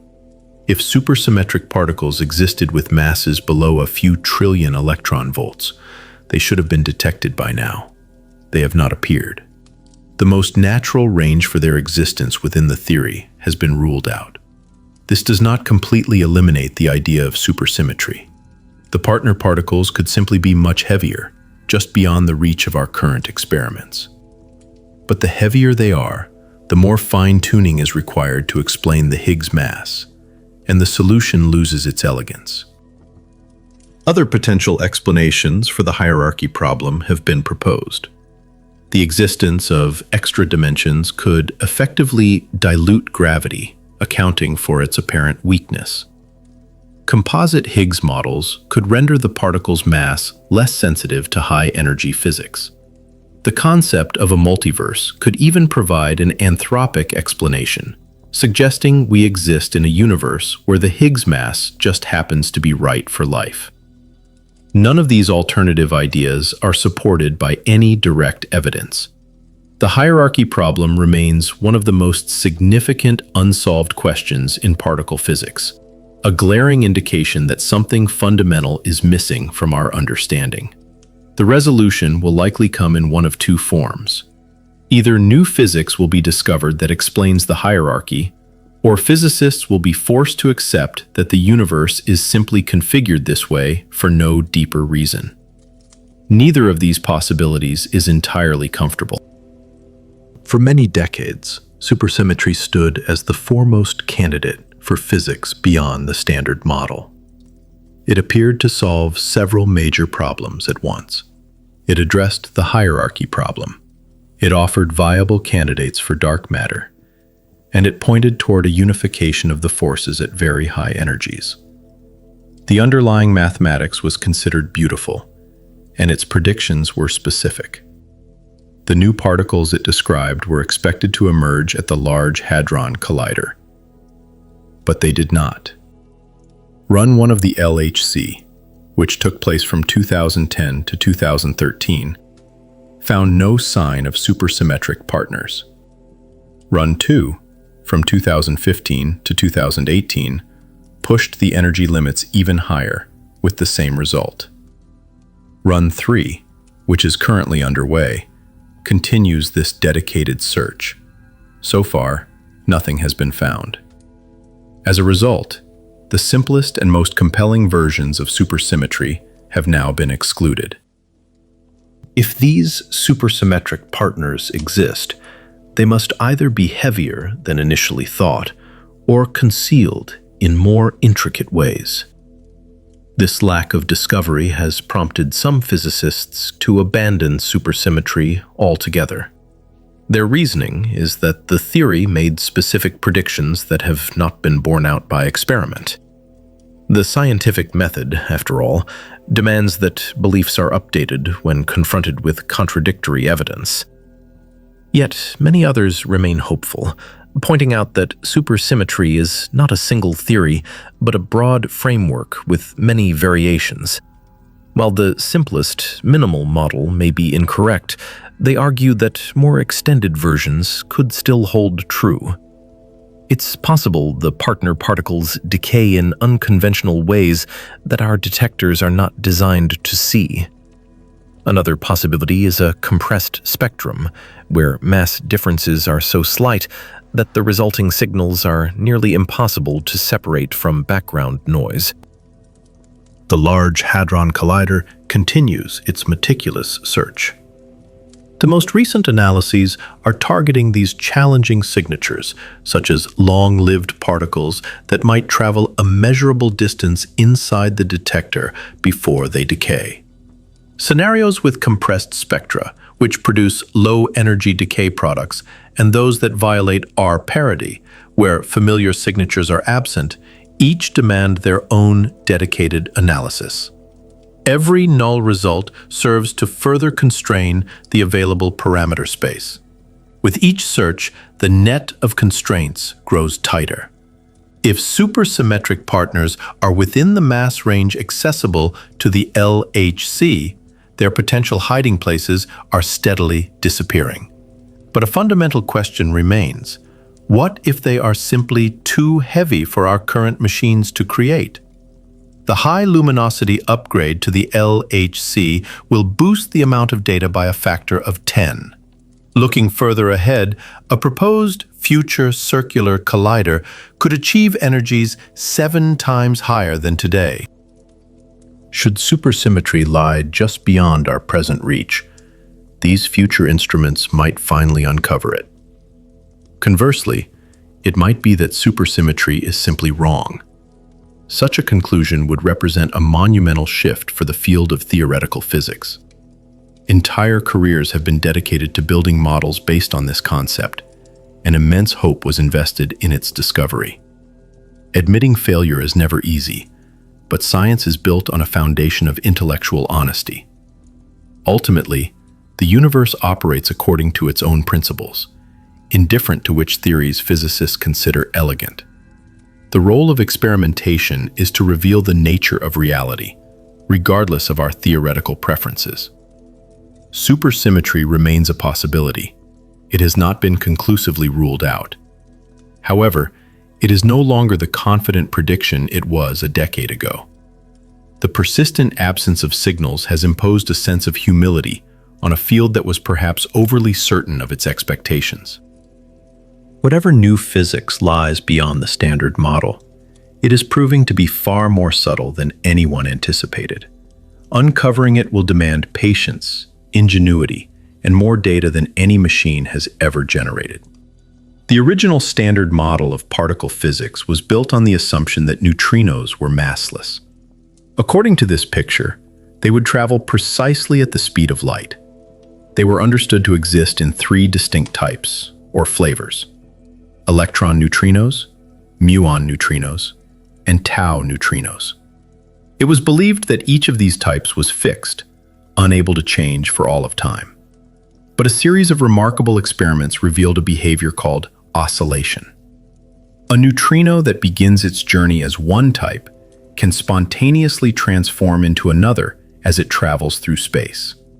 For instance, electron neutrinos generated in the Sun arrive at Earth as a mixture of all three flavors. Muon neutrinos, created by cosmic ray showers in the atmosphere, also change their identity before they can be registered by deep underground detectors. This phenomenon of oscillation is only physically possible if neutrinos possess mass. The masses themselves are incredibly small, at least 1 million times lighter than an electron, and perhaps much smaller still. Their exact values remain unknown. What has been measured with precision through these oscillation experiments are the differences between the masses. A key question that arises is why neutrinos are so exceptionally light. The standard model offers no explanation, as it was never designed to incorporate massive neutrinos. To account for this reality, extensions to the model are necessary, involving new particles, new interactions, or new symmetries. Among the leading explanations is a concept known as the seesaw mechanism. This idea proposes the existence of a very heavy right-handed neutrino, far more massive than any particle ever observed.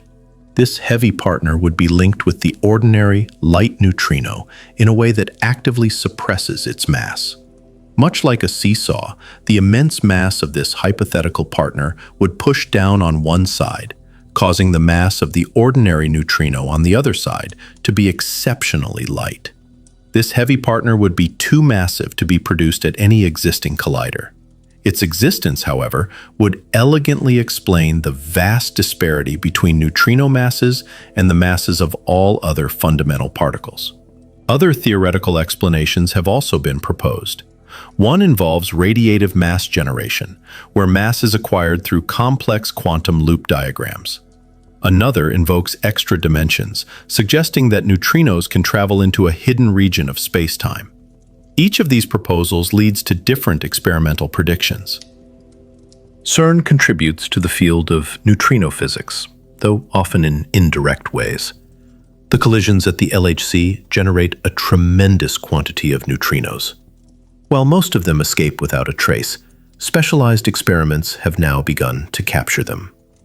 In 2023, the Phaser collaboration announced the first ever detection of neutrinos produced at a collider, opening an entirely new window for research.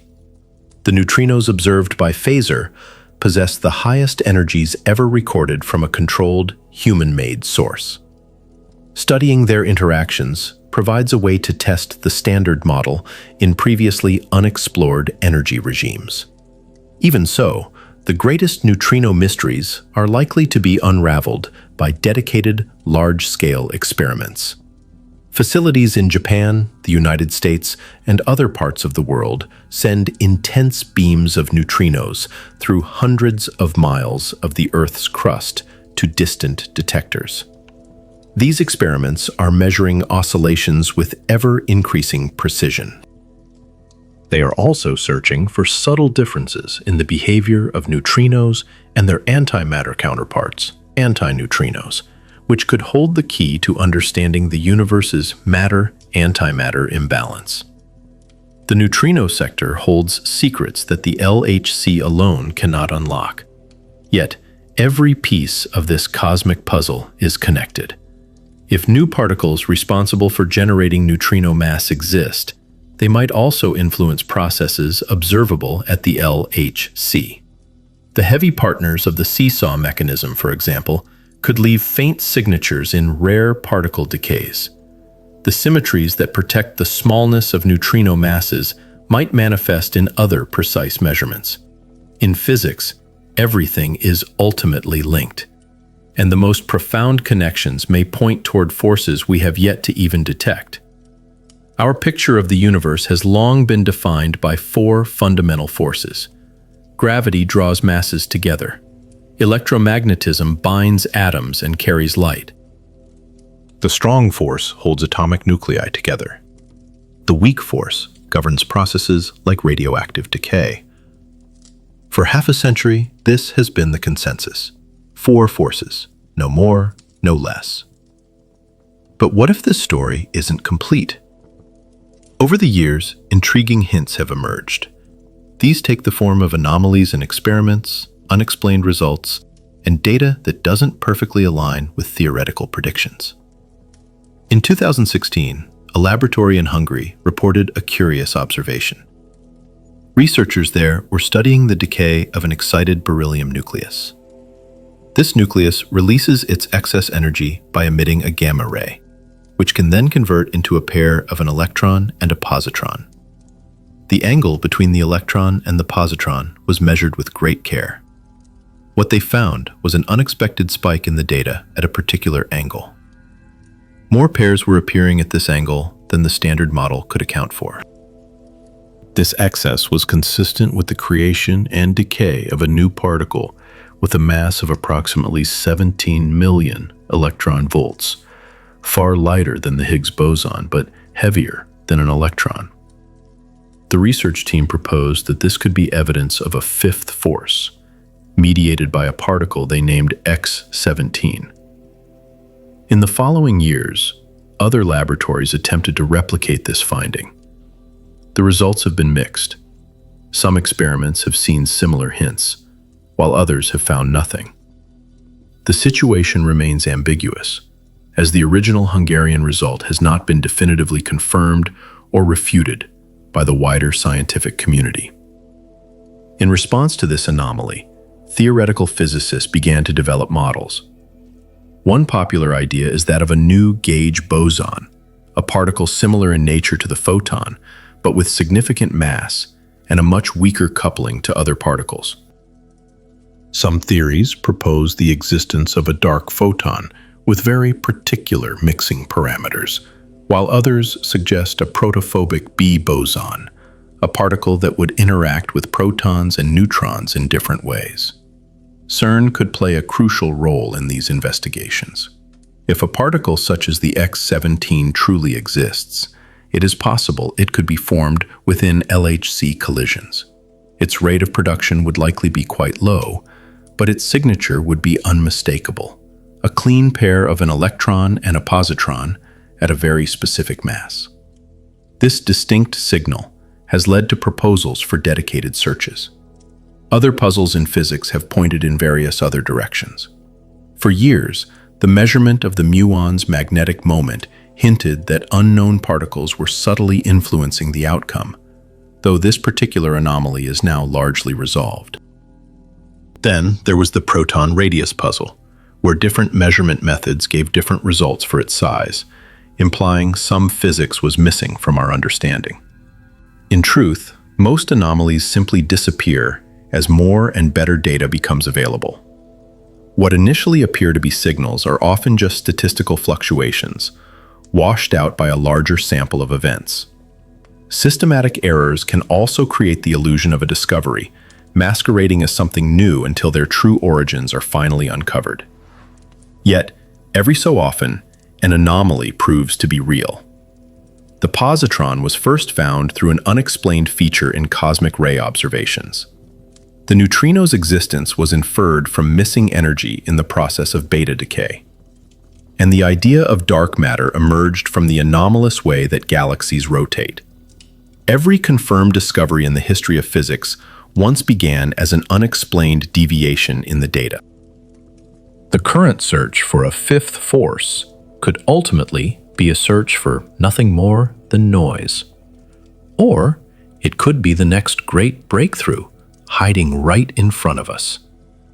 This is why scientists continue their patient work, measuring everything they possibly can and pursuing every single lead. Because the very force that could rewrite physics might already be waiting within data that has been collected. The Standard Model is not considered a final theory. On this point, there is universal agreement among physicists. It leaves far too many fundamental questions without answers and is built upon too many parameters that seem entirely arbitrary. Crucially, it fails to incorporate the force of gravity. Yet no one is certain what kind of theory will ultimately replace it.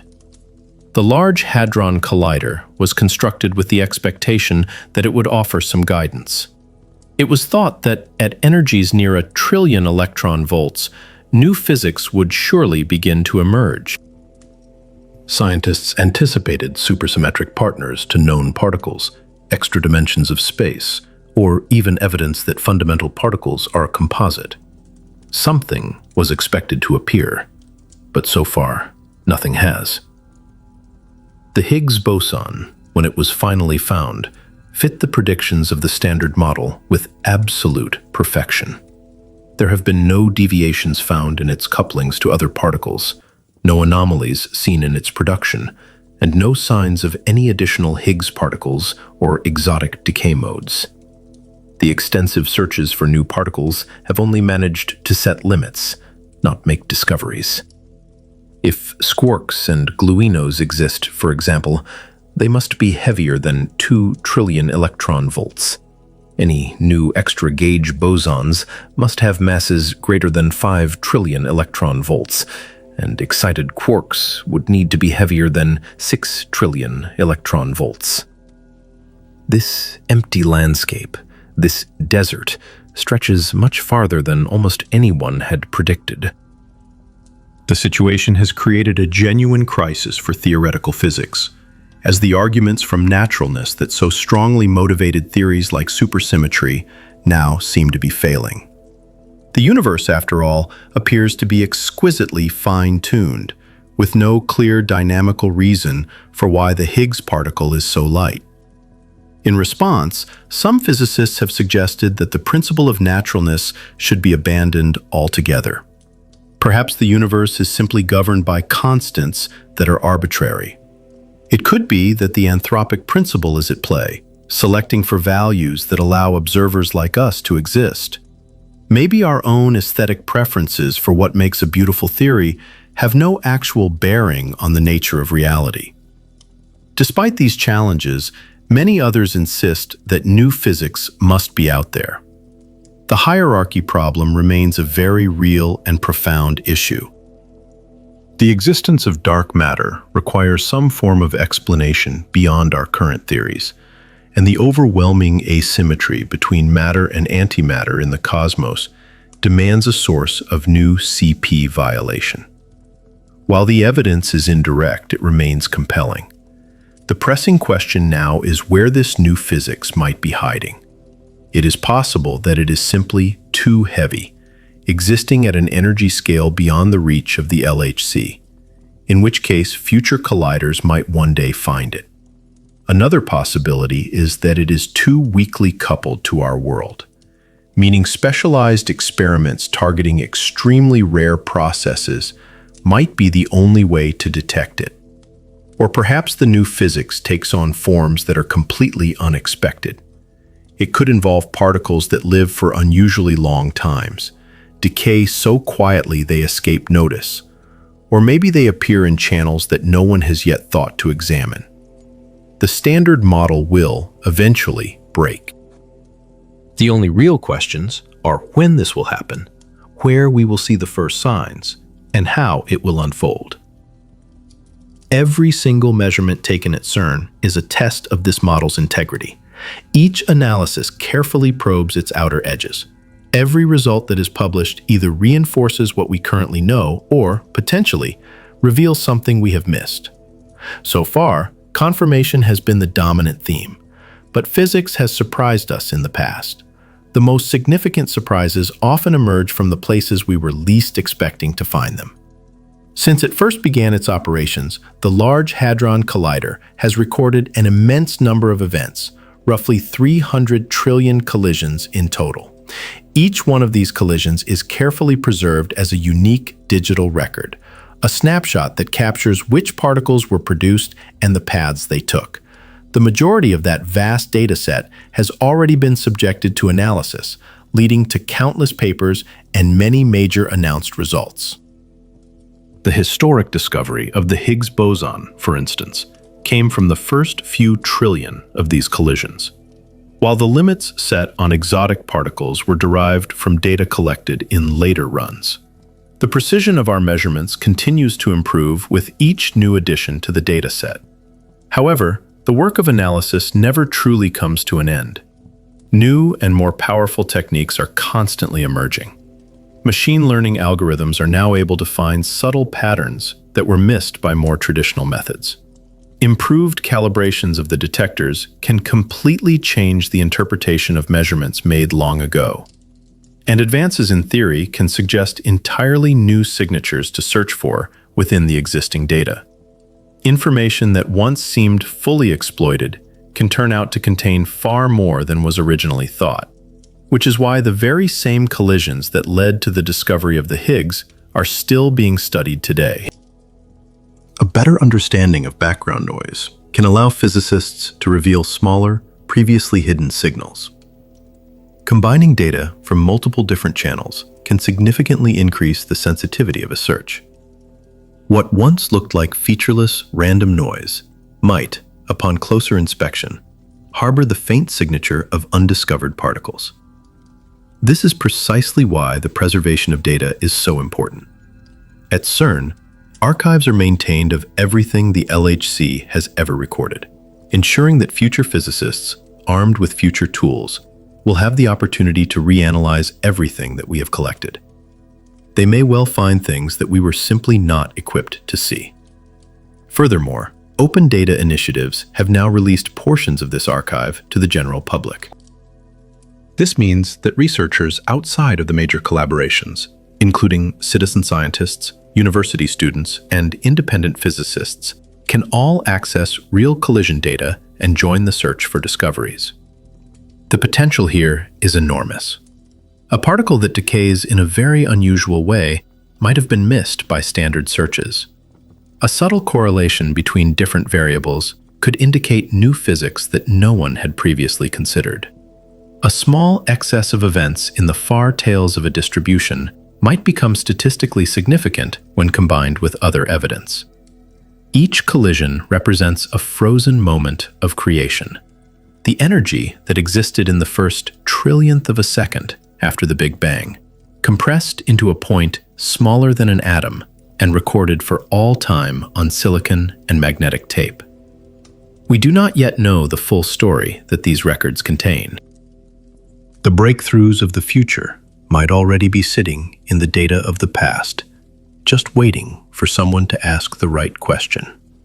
In the year 2029, the Large Hadron Collider is set to undergo a profound transformation. An upgrade, known as the High Luminosity LHC, will increase the machine's collision rate by a factor of 5 to 7.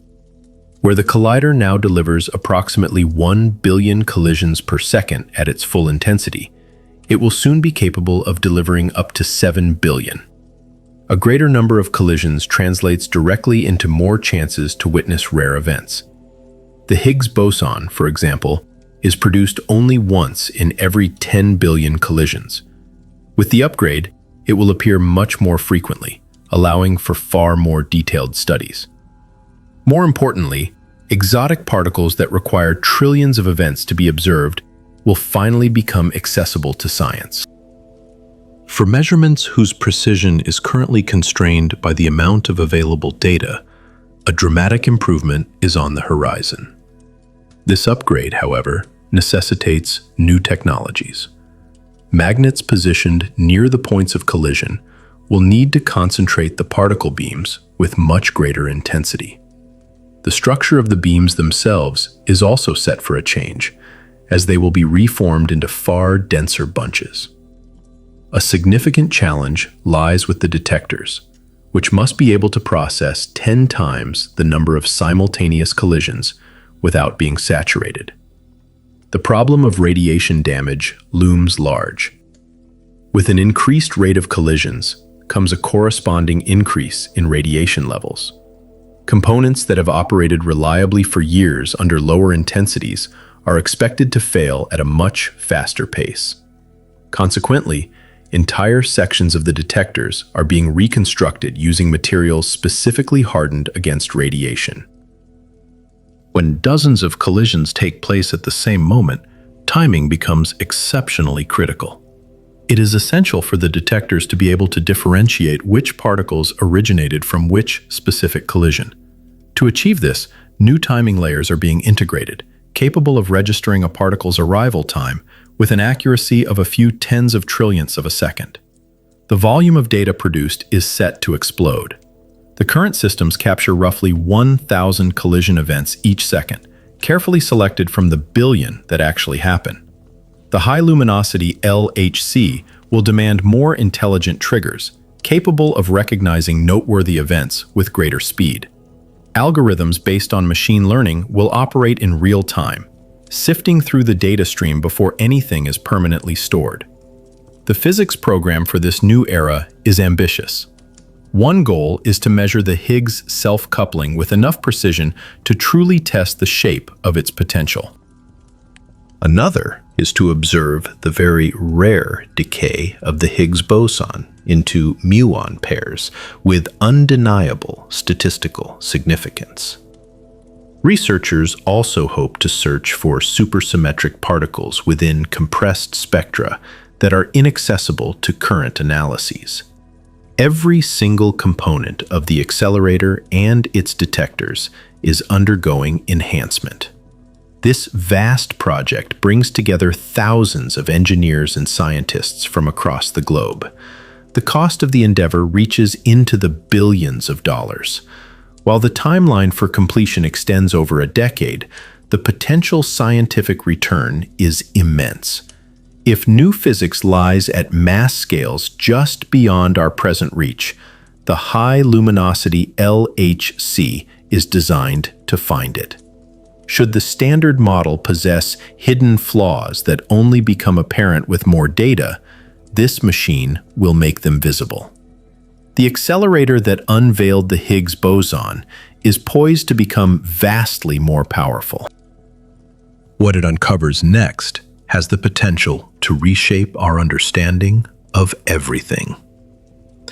There is, however, an alternative path to reaching high energies. Protons are fundamentally complex particles. They are composed of quarks and gluons, with each constituent carrying only a portion of the proton's total energy. During proton collisions, just some of that energy is converted into the creation of new particles. The remainder is cast off as peripheral debris. Electrons, by contrast, are clean but also very light. They lose energy through radiation when forced into a circular path, which caps the speed they can attain in a ring of a practical size. The muon may represent a perfect compromise. A muon possesses 200 times the mass of an electron, meaning it radiates significantly less energy when its trajectory is bent. This allows it to achieve higher energies within a ring of the same circumference. Yet, unlike a proton, a muon is a fundamental particle. Its entire energy is available to forge new particles in a collision. A muon collider could potentially generate 10 trillion electron-volt collisions inside a ring just 6 miles around.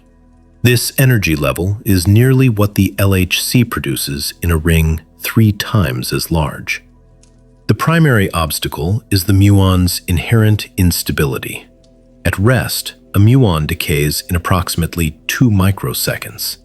Even when traveling at great speeds, where time dilation extends its existence, it only survives long enough to complete a few thousand circuits of a small ring. But that is enough. The engineering feat would be to produce muons, cool them into a focused beam, accelerate them to immense energy, and then collide them, all before they decay. This entire sequence must unfold in a mere fraction of a second. While the technology for this does not yet exist, its development is actively underway. Laboratories in the United States, Europe, and Japan are currently testing various components. Cooling methods that can slow muons without losing them have already been demonstrated. Acceleration systems that can operate on the necessary timescale have been designed. It is conceivable that a muon collider could be operational by the 2040s. The physics it could explore is extraordinary. It would allow for the direct production of Higgs bosons in the collision, which is possible because muons couple to the Higgs more strongly than electrons do. It would enable searches for new particles at energies far exceeding the LHC's capabilities. It could also provide precision measurements of the Higgs self-coupling, with an accuracy superior to any hadron machine. The muon collider is a dream that may well become a reality. It embodies a different philosophy from the proposed future circular collider, one that is smaller, less expensive, and more technically demanding, but with the potential for greater rewards. The path the field of particle physics will ultimately follow is dependent on numerous factors, including funding, technological progress, scientific priorities, and political will. What remains certain is that humanity's quest to build colliders will not cease. The questions at stake are simply too important, and the mysteries are too profound. Somewhere, and in some form, a machine will be built to probe energies beyond those of the LHC. That machine will either validate our current beliefs or completely shatter them. Why is there something instead of nothing? This is not merely a poetic reflection, it is a scientific puzzle that currently lacks a solution. The Big Bang brought forth matter and energy. From it, space and time emerged. The universe began its expansion from an intensely hot and dense state into the vast, cool cosmos we observe today. But the question remains, why did this occur? What established the initial conditions? What decided the fundamental laws that govern existence? Physics can effectively describe the universe's evolution from a fraction of a second after the Big Bang. It can calculate how particles coalesced, how atoms were forged, how stars ignited, and how galaxies formed into clusters. What physics cannot do is explain why the Big Bang happened in the first place. The Standard Model accepts the laws of nature as a given. It states that certain particles exist, that they have specific masses, and that they interact through particular forces. The equations are consistent, and their predictions align with observation. Yet, the equations offer no explanation for their own existence. Why these specific particles? Why these particular masses? Why these fundamental forces? Some physicists turn to the concept of the multiverse for an answer. Perhaps every possible set of laws is realized in some universe. We happen to observe the laws that we do because these are the ones that permit observers like us to evolve. Other universes, governed by different laws, would have no one within them to ask such questions. This explanation is not satisfying for everyone. To some, it feels like an admission of defeat, replacing a single great mystery with an infinite number of them. Others remain hopeful for a more profound theory, a unifying principle that determines everything uniquely. They envision a mathematical structure so elegant and unavoidable that the laws of nature could not have been any other way. No such theory has yet been discovered. For decades, string theory was a leading candidate. It held the promise of unifying all forces and explaining all of nature's parameters. However, it was found to possess a staggering number of possible solutions.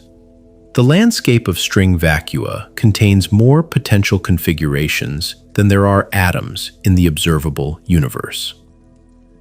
This brings us back to the original dilemma. Why this vacuum? Why this solution? Why this universe? CERN cannot provide direct answers to these ultimate questions, but every measurement it makes helps to constrain the possibilities. Every new discovery serves to narrow the range of viable theories, guiding us on the long path toward a more complete picture of reality. Each successful test of the Standard Model helps define what a more complete theory must achieve. The physicists orchestrating these particle collisions are doing more than just finding new particles. Their work involves mapping the very frontiers of human knowledge. Somewhere beyond those known boundaries, an answer may lie in wait. An alternative possibility, of course, is that there is no single answer, that the universe simply exists without requiring a deeper justification. Either outcome is profound in its own right. Every morning at CERN, physicists begin their day by examining the latest data. They meticulously scan through countless plots and histograms, comparing the fresh observations against established predictions.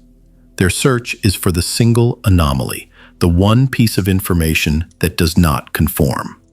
On most days, everything aligns perfectly. The standard model continues to hold, with measurements falling exactly where calculations say they should. The searches yield nothing new, and the world behaves as anticipated. But the expectation is that one day, something will be different. It might manifest as a subtle bump in a data distribution where the curve should be smooth, or an excess of events in a detection channel that ought to be quiet. It could be a measurement that deviates from its predicted value by an amount greater than statistical chance can explain. This will be the first crack in our understanding. It will be the initial sign that our knowledge is incomplete, the loose thread that, when pulled, could begin to unwind the entire tapestry of known physics. This breakthrough might emerge from the Higgs boson, perhaps through a coupling that doesn't align with theory, a decay mode that defies expectations, or a hidden partner particle just beyond the reach of current experiments.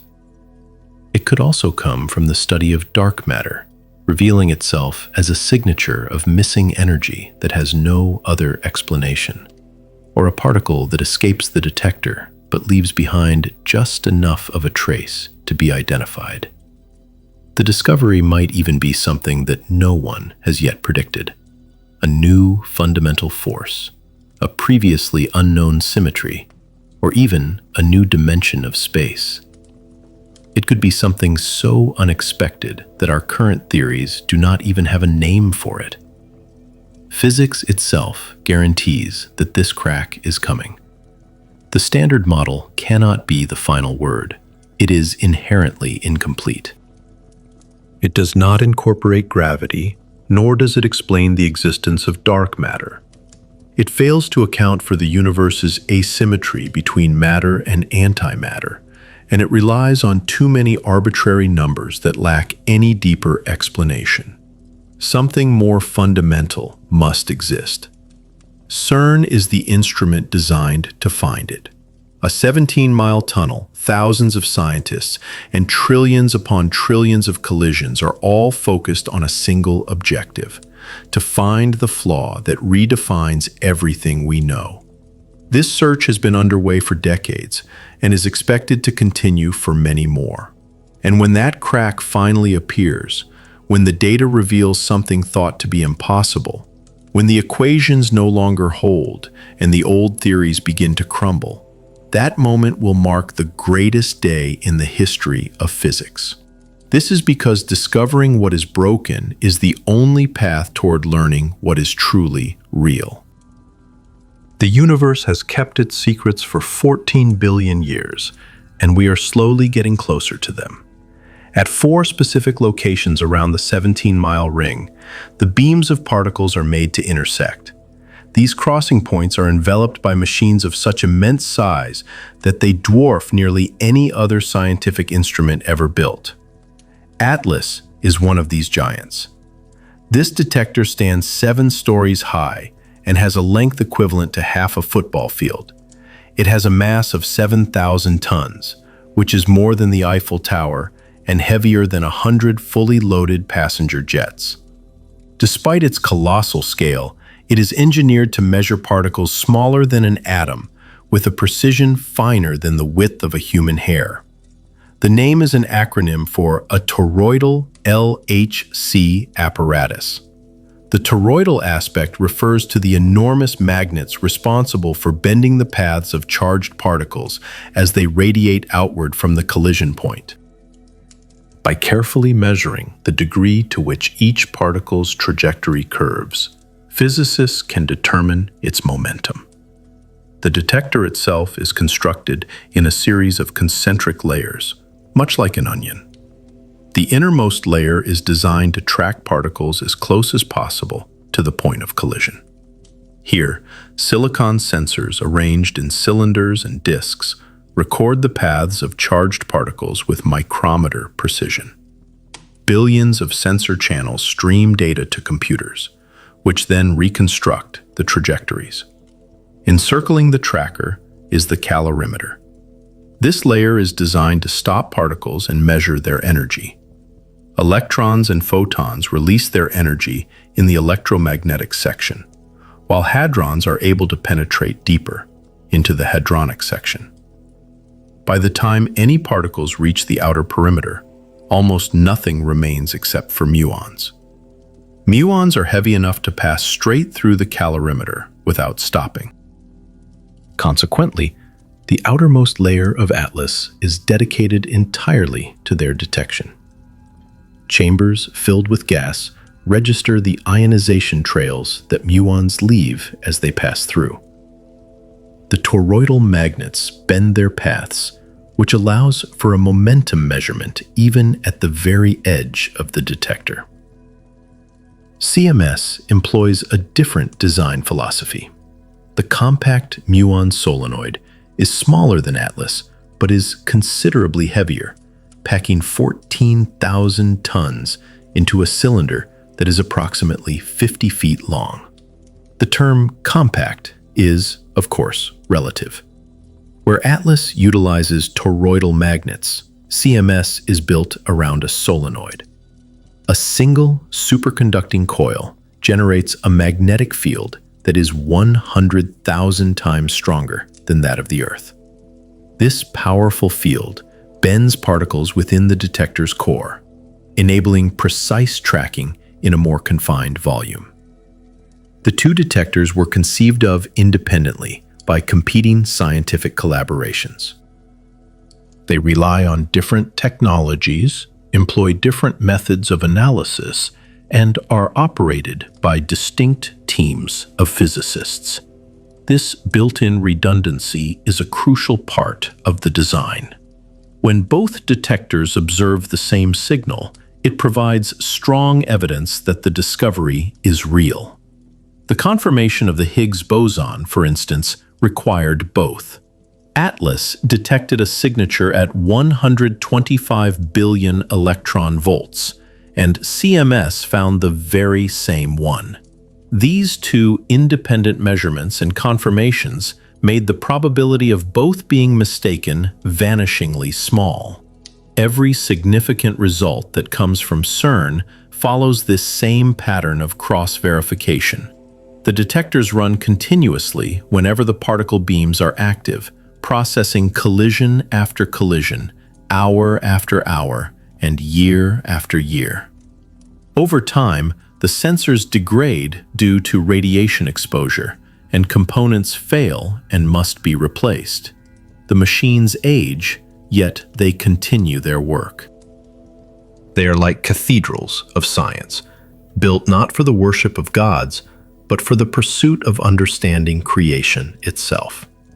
And hidden somewhere within their intricate networks of silicon and steel, new discoveries may already be waiting to be found. When protons collide inside the Large Hadron Collider, the detectors capture a comprehensive record of the event, including particle tracks, energy deposits, and precise timing information. A single collision generates about 1 megabyte of data. With 600 million collisions occurring every second, it is impossible to record everything. The resulting data rate would overwhelm the planet's total storage capacity within a matter of hours. To manage this, the detectors must make choices. Trigger systems are employed to analyze each collision in real time. These are hardware circuits, operating faster than any conventional computer, that examine the raw data and decide in microseconds if an event is worth keeping. The vast majority of events are discarded almost instantly. Only about 1,000 events per second pass this initial filter. From there, software triggers scrutinize the survivors with greater care. Algorithms reconstruct the particle tracks and calculate their energies. Events that show potential signs of Higgs bosons, exotic particles, or other unexpected signatures are preserved. All the rest are thrown away. The amount of data that remains is still enormous, with roughly 100 petabytes recorded each year. The sheer volume of information is immense. 100 million gigabytes, a quantity that would require 20 million DVDs to contain, or the equivalent of storing the entire collection of every book ever published 1,000 times.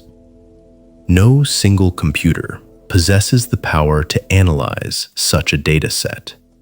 To manage this, CERN established the worldwide LHC computing grid, a distributed network connecting over 170 computing centers across more than 40 countries. Data streams continuously from Geneva to these global laboratories, where thousands of separate processes can run in parallel. This grid is in perpetual operation. As night falls over Europe and its physicists rest, their colleagues in Asia take up the analysis. When Asia's workday ends, teams in the Americas continue the effort. The computation is a relentless, unbroken cycle. The analysis itself has been transformed by machine learning. Neural networks, trained on vast sets of simulated data, develop the ability to recognize the subtle patterns that signal extremely rare events. They can discern the faint signature of a Higgs boson from the overwhelming background noise, or identify exotic particles that might elude more traditional search methods.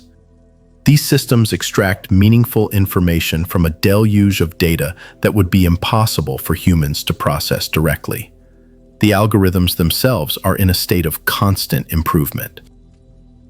Techniques that were state-of-the-art just last year can quickly become obsolete. New architectures, innovative training methods, and novel ways of combining information all serve to push the boundaries of sensitivity ever higher. As a result, a discovery that might have required a decade of analysis 2 decades ago can now potentially be achieved in a matter of months. Yet these machines are not autonomous thinkers. A physicist designs each algorithm, and behind every significant result stands a collaboration of scientists who have rigorously checked it.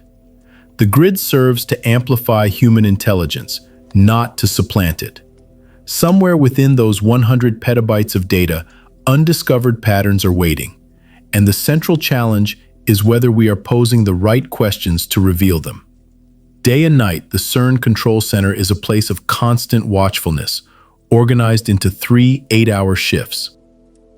Here, physicists and engineers monitor a cascade of information on screens, keeping the colossal machine alive and stable. At midnight, the room settles into a deep quiet. A small team of operators sits at consoles arranged in a wide semicircle.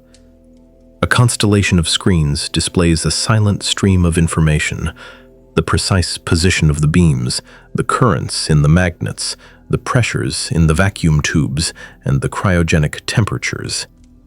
Thousands of parameters are tracked, all holding steady within their acceptable ranges, indicated by a board of green lights.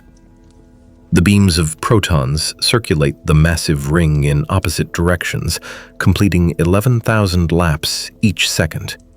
Each bunch contains billions of protons, all traveling so close to the speed of light that time itself measurably dilates for them. The majority of nights pass in a state of routine vigilance. The operators watch for the smallest anomalies: a magnet warming by a fraction of a degree, a vacuum gauge flickering erratically, or a beam drifting slightly from its perfect orbit. These minor issues are typically corrected long before they can escalate into major problems. Some nights, however, are different. Unforeseen events are a constant possibility.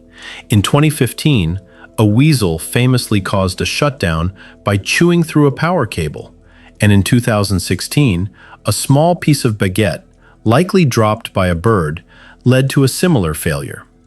The operators have learned to be prepared for surprises. When a serious issue arises, the response is immediate.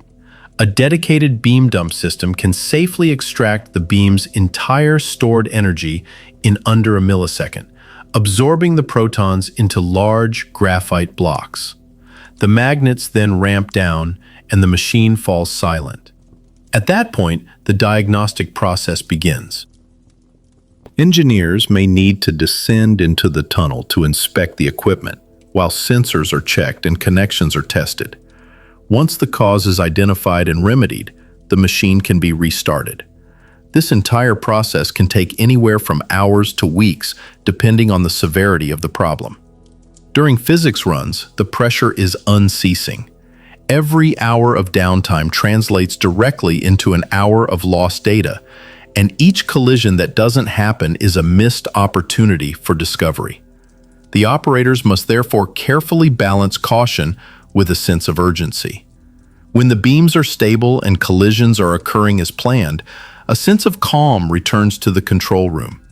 The screens show the luminosity climbing, the detectors register events, and data flows out to the grid. This state of operation is the very reason the machine exists. It represents the culmination of 14 years of construction, billions of dollars, and the efforts of thousands of individuals. It was all for these moments, when protons collide and the universe might offer up another of its secrets. The operators on the midnight shift are the guardians of that mission. They watch the screens, they wait for anomalies, and they understand that any night could deliver the signal that changes our understanding of everything. A fundamental reality of the experiment is that not every collision can be preserved. The choices made about what data to keep ultimately determine which discoveries are even possible. This is known as the trigger problem. Out of 600 million proton collisions occurring every second, only about 1,000 can be selected for recording.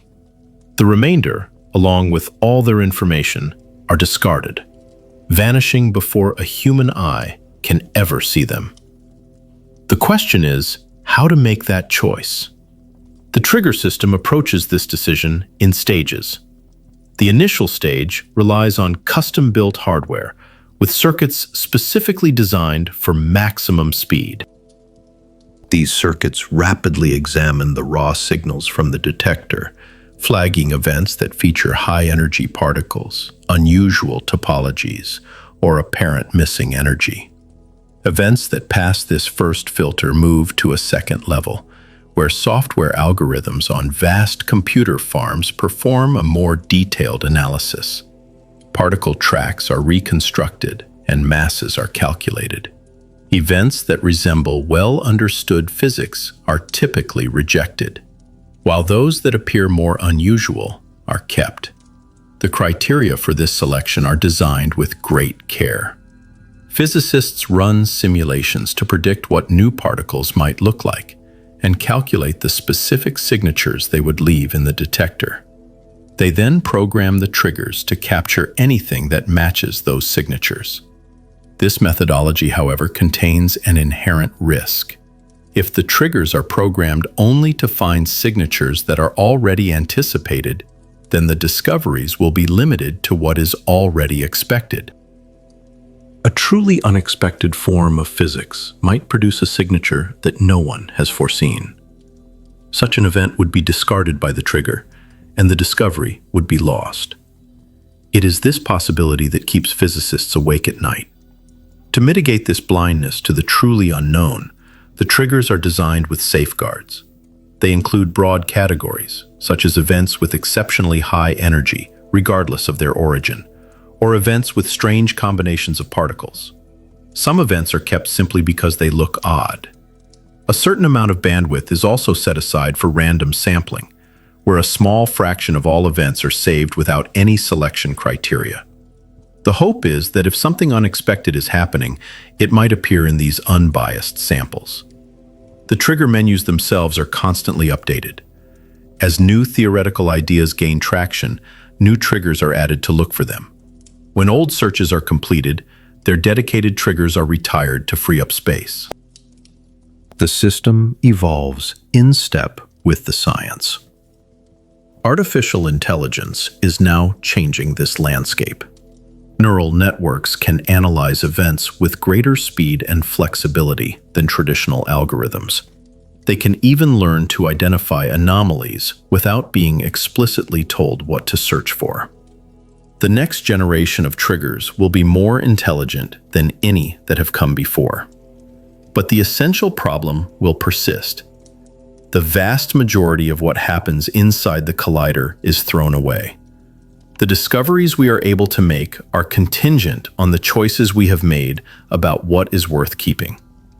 It is a humbling thought that within the vast sea of discarded data, answers to profound questions may lie forever beyond our reach. Of course, not all experiments at CERN are focused on finding the most massive particles. Some are dedicated to observing the rarest of processes. The LHCb experiment, for instance, specializes in the physics of beauty quarks, which are also known as bottom quarks and are the second heaviest type of quark. Their existence is fleeting, lasting just long enough to cover a distance smaller than a millimeter before they decay. Yet this minuscule journey is detectable, leaving behind a distinct signature that the LHCb experiment was specifically engineered to capture. The detector's architecture is noticeably different from that of ATLAS and CMS. While those instruments are built symmetrically around the point of collision, LHCb is a forward spectrometer that stretches out in a single direction.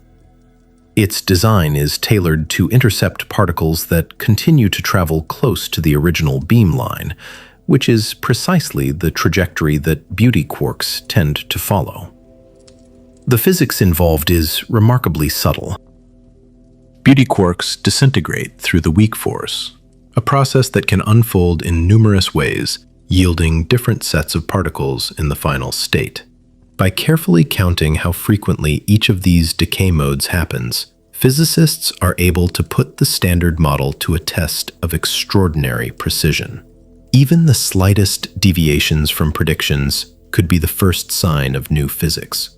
If an undiscovered particle were to interfere in the decay process, it would alter the branching ratios. The nature of CP violation would shift, and the observed angles and phases would diverge from what the theory foresees. To date, LHCb has not discovered any unambiguous deviations. The measurements, however, have achieved an unprecedented level of accuracy. As a result, the constraints on any potential new physics are now more stringent than they have ever been. Whatever theory lies beyond the standard model must be subtle indeed to have remained hidden from these meticulous examinations.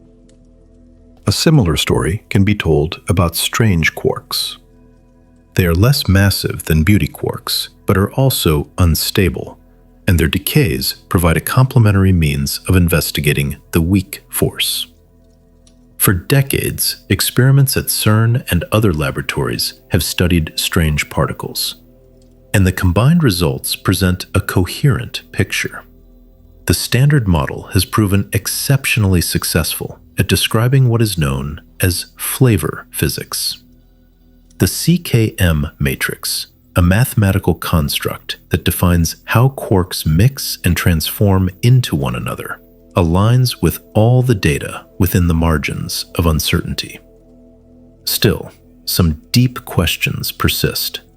No one knows why the mixing matrix possesses the particular values it does, with some entries being large, while others are quite small. The standard model offers no underlying reason for this, simply accepting the measured values as given inputs. A more complete theory would be expected to predict them. The search at LHCb presses on, as new decay modes are investigated and new observables are measured. The frontier of precision continues to advance in parallel with the energy frontier.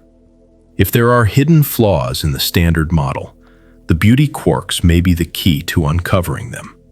And even if none are found, these measurements will still place vital constraints on whatever theory might come next. In the initial trillionth of a second following the Big Bang, the cosmos underwent a profound transformation. Before this pivotal moment, all particles were massless, and the electromagnetic and weak forces were a single, unified entity. The Higgs field had not yet settled into its lowest energy state. In this environment, everything moved at the speed of light.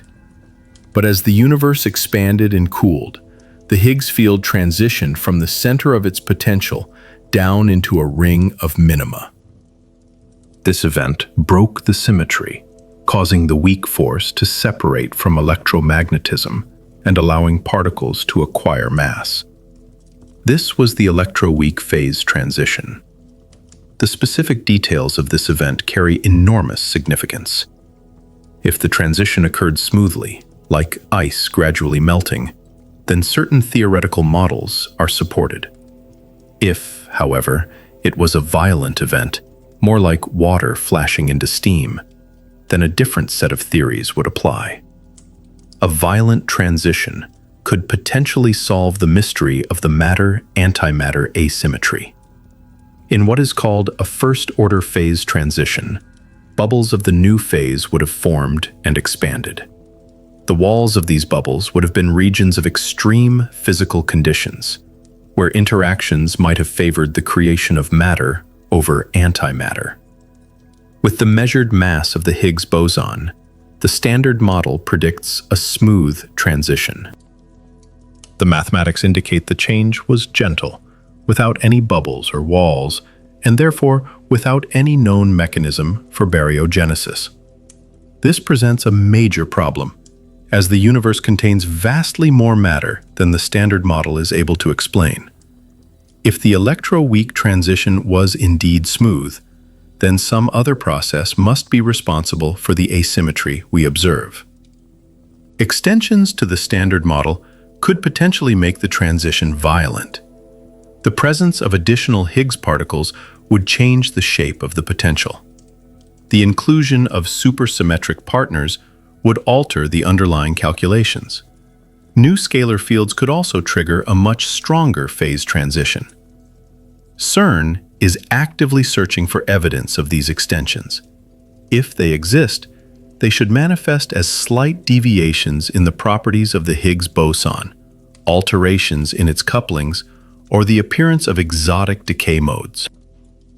While nothing has been found so far, the current measurements are not yet precise enough to exclude all such possibilities. The high luminosity upgrade will significantly enhance this sensitivity, and a future circular collider would push it even further. The electroweak phase transition happened only once, nearly 14 billion years ago. We cannot recreate it, but we can study the particles that were involved to infer what took place. The Higgs boson itself carries the memory of that moment. Measuring its properties with extreme precision is akin to performing archaeology at the smallest possible scales, digging through layers of quantum effects to reveal what the universe was like at an age too young for words to describe. The strong nuclear force exhibits a peculiar property. It should violate a key symmetry, but it does not. Within quantum chromodynamics, the theory governing the strong force, the equations include a term that would permit CP violation. This term is allowed by all the known symmetries of the theory, and there is no mathematical principle that forces it to be zero. And yet, experiments confirm that it is either zero or at least immeasurably small.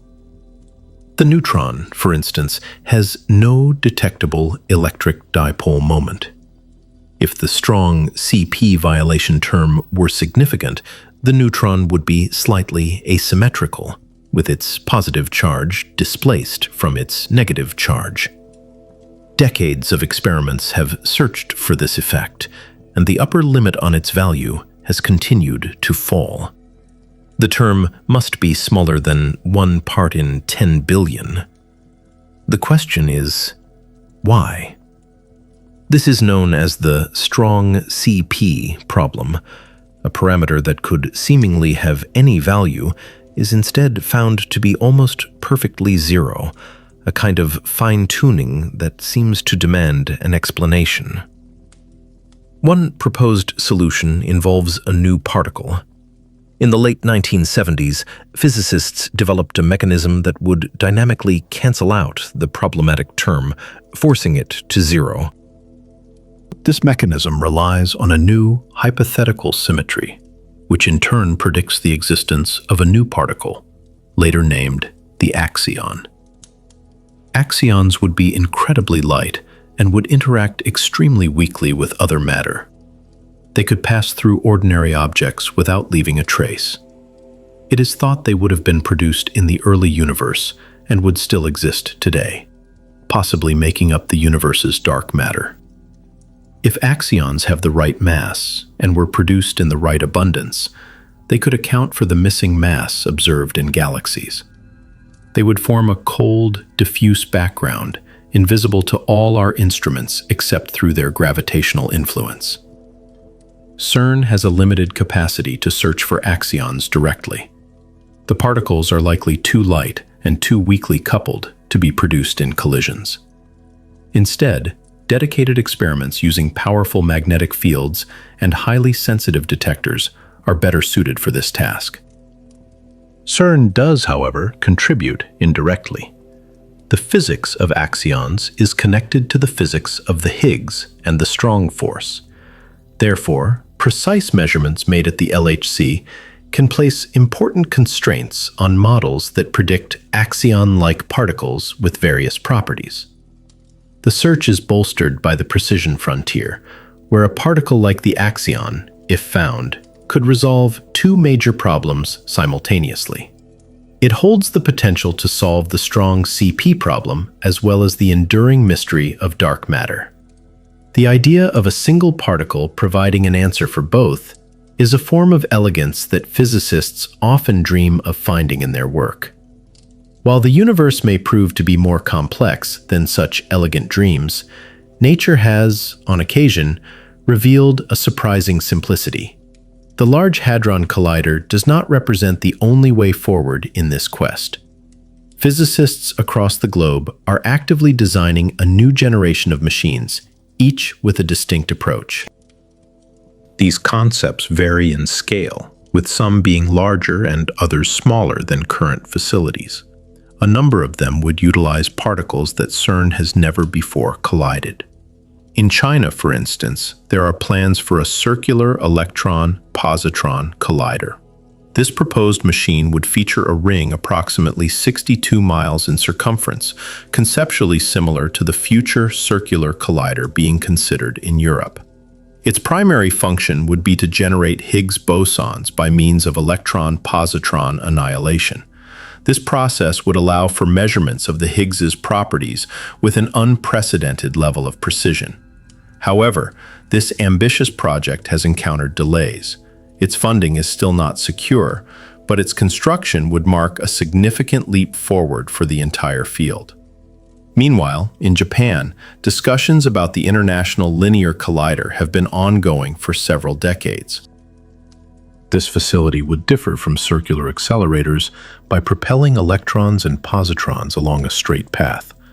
Such a linear design avoids the energy losses associated with synchrotron radiation, enabling higher energies over a comparable distance.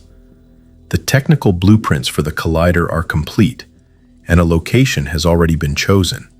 Despite this progress, Japan has not yet made a final commitment to host the facility.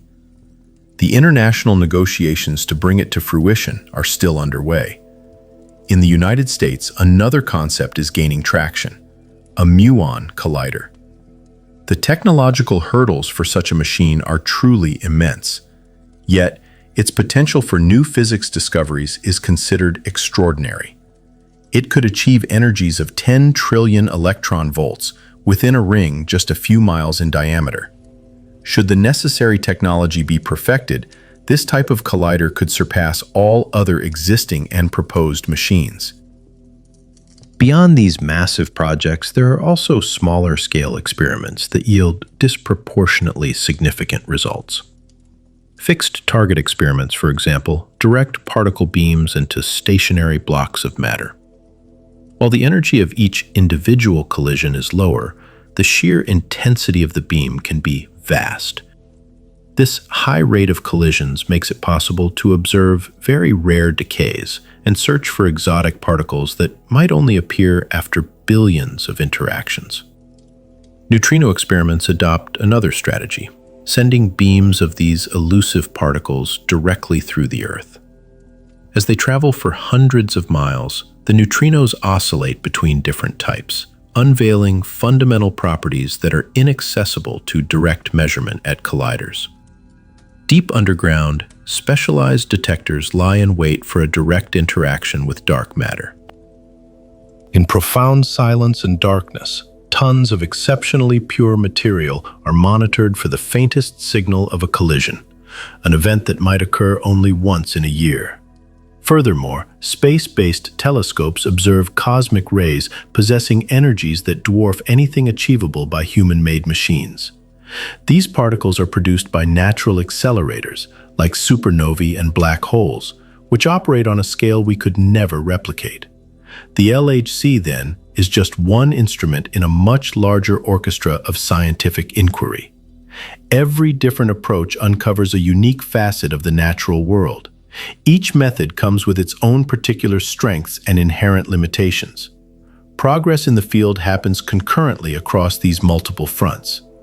It is clear that no individual machine will provide all the answers we seek. Instead, it is their combined effort that gradually charts the vast, unknown territory of physics. There is a potential future for particle physics that could be described as a nightmare scenario, and its premise is quite simple. In this vision, the LHC successfully completes its entire operational program. Its high-luminosity upgrade functions for decades, gathering an unprecedented volume of data. Every possible analysis is meticulously conducted, and every potential channel is thoroughly investigated. But after all this work, nothing new is discovered. The standard model remains perfectly intact. There are no observed deviations, no persistent anomalies, and no visible cracks in the theory. Such an outcome is not outside the realm of possibility.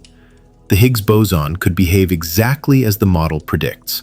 All the measurements might align perfectly with theoretical calculations, confined within ever-tightening bands of uncertainty. The exhaustive searches could simply establish new limits, pushing the scale of any new physics beyond the reach of any accelerator we could conceivably construct. What would happen in that case? Some in the physics community contend that even this result would be instructive. The lack of new phenomena at the weak scale would effectively invalidate naturalness as a guiding principle in theory building. The apparent fine-tuning of the Higgs mass would either have to be accepted as a brute fact or be explained through some alternative framework. The concept of a multiverse could emerge as the leading explanation.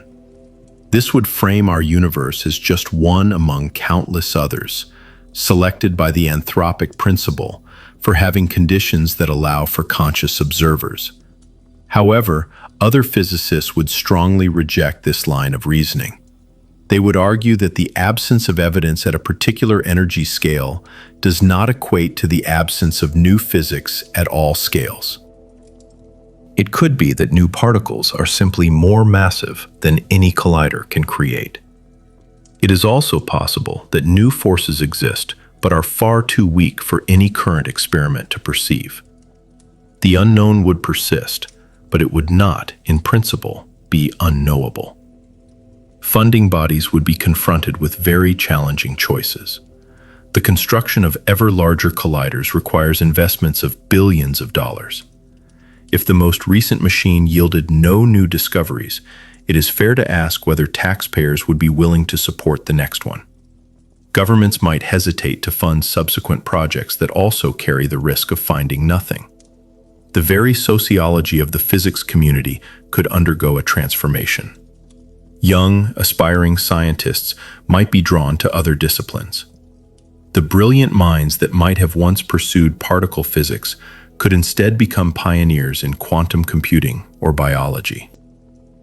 Consequently, the pipeline of talent flowing into the field would likely constrict.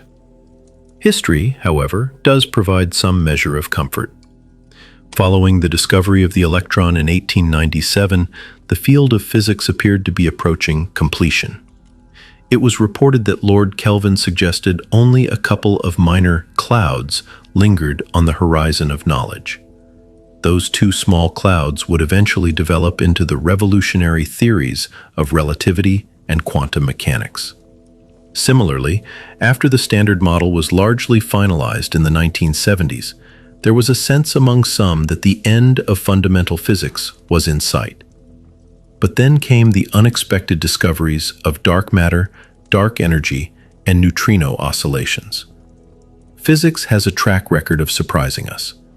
It seems the most profound breakthroughs often arise during periods when a field appears to have reached an impasse. Yet, simply waiting for the next surprise cannot be a viable strategy. The work must continue. The machines have to be constructed, the essential data must be gathered, and the rigorous analyses need to be carried out, even if the ultimate answer they provide is one of silence. The very nature of science demands that we continue to ask the questions. We can imagine the morning when it finally happens. A graduate student is conducting a routine check of the latest data plots.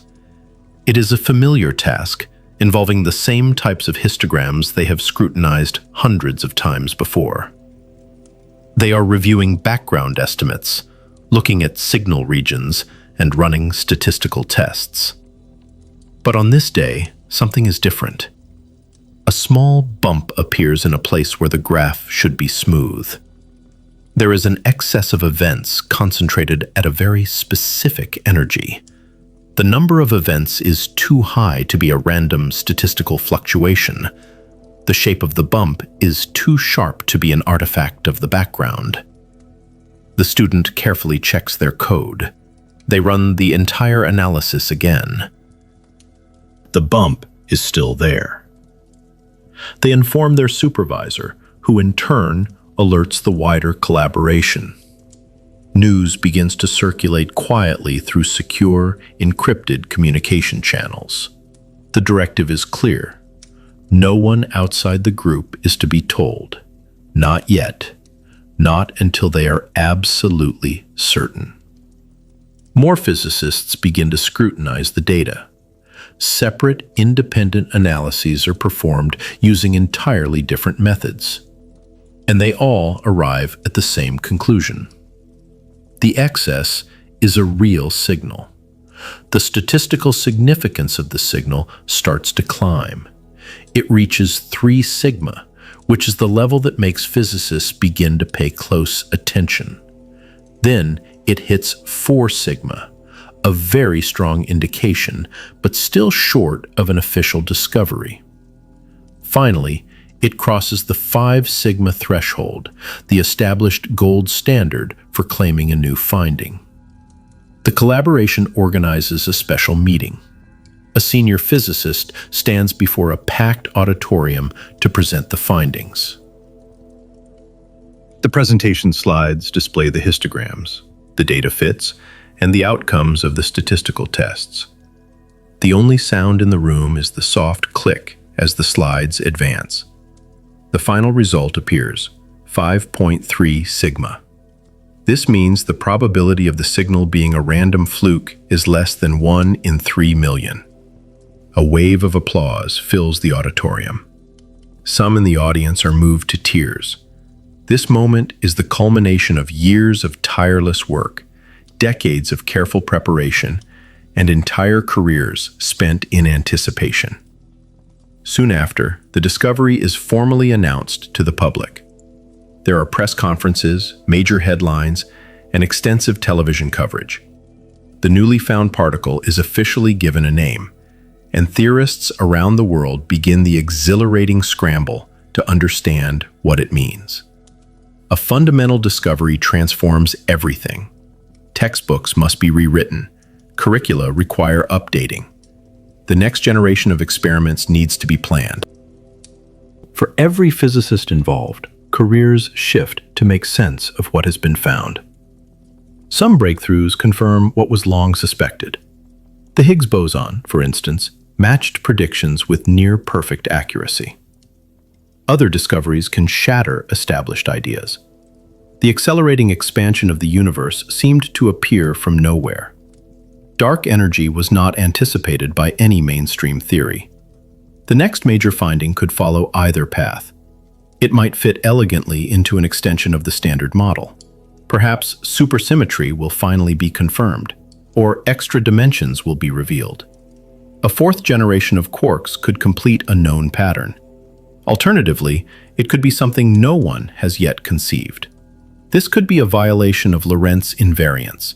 It might be a breakdown of quantum mechanics at very high energies, or a signal from a sector of physics that still has no name. We do not know what CERN will find. We only know the machines will keep running. The data will continue to accumulate, and the analyses will grow ever more precise. One day, the plots will show something new. A crack will appear in our understanding, and physics will begin again.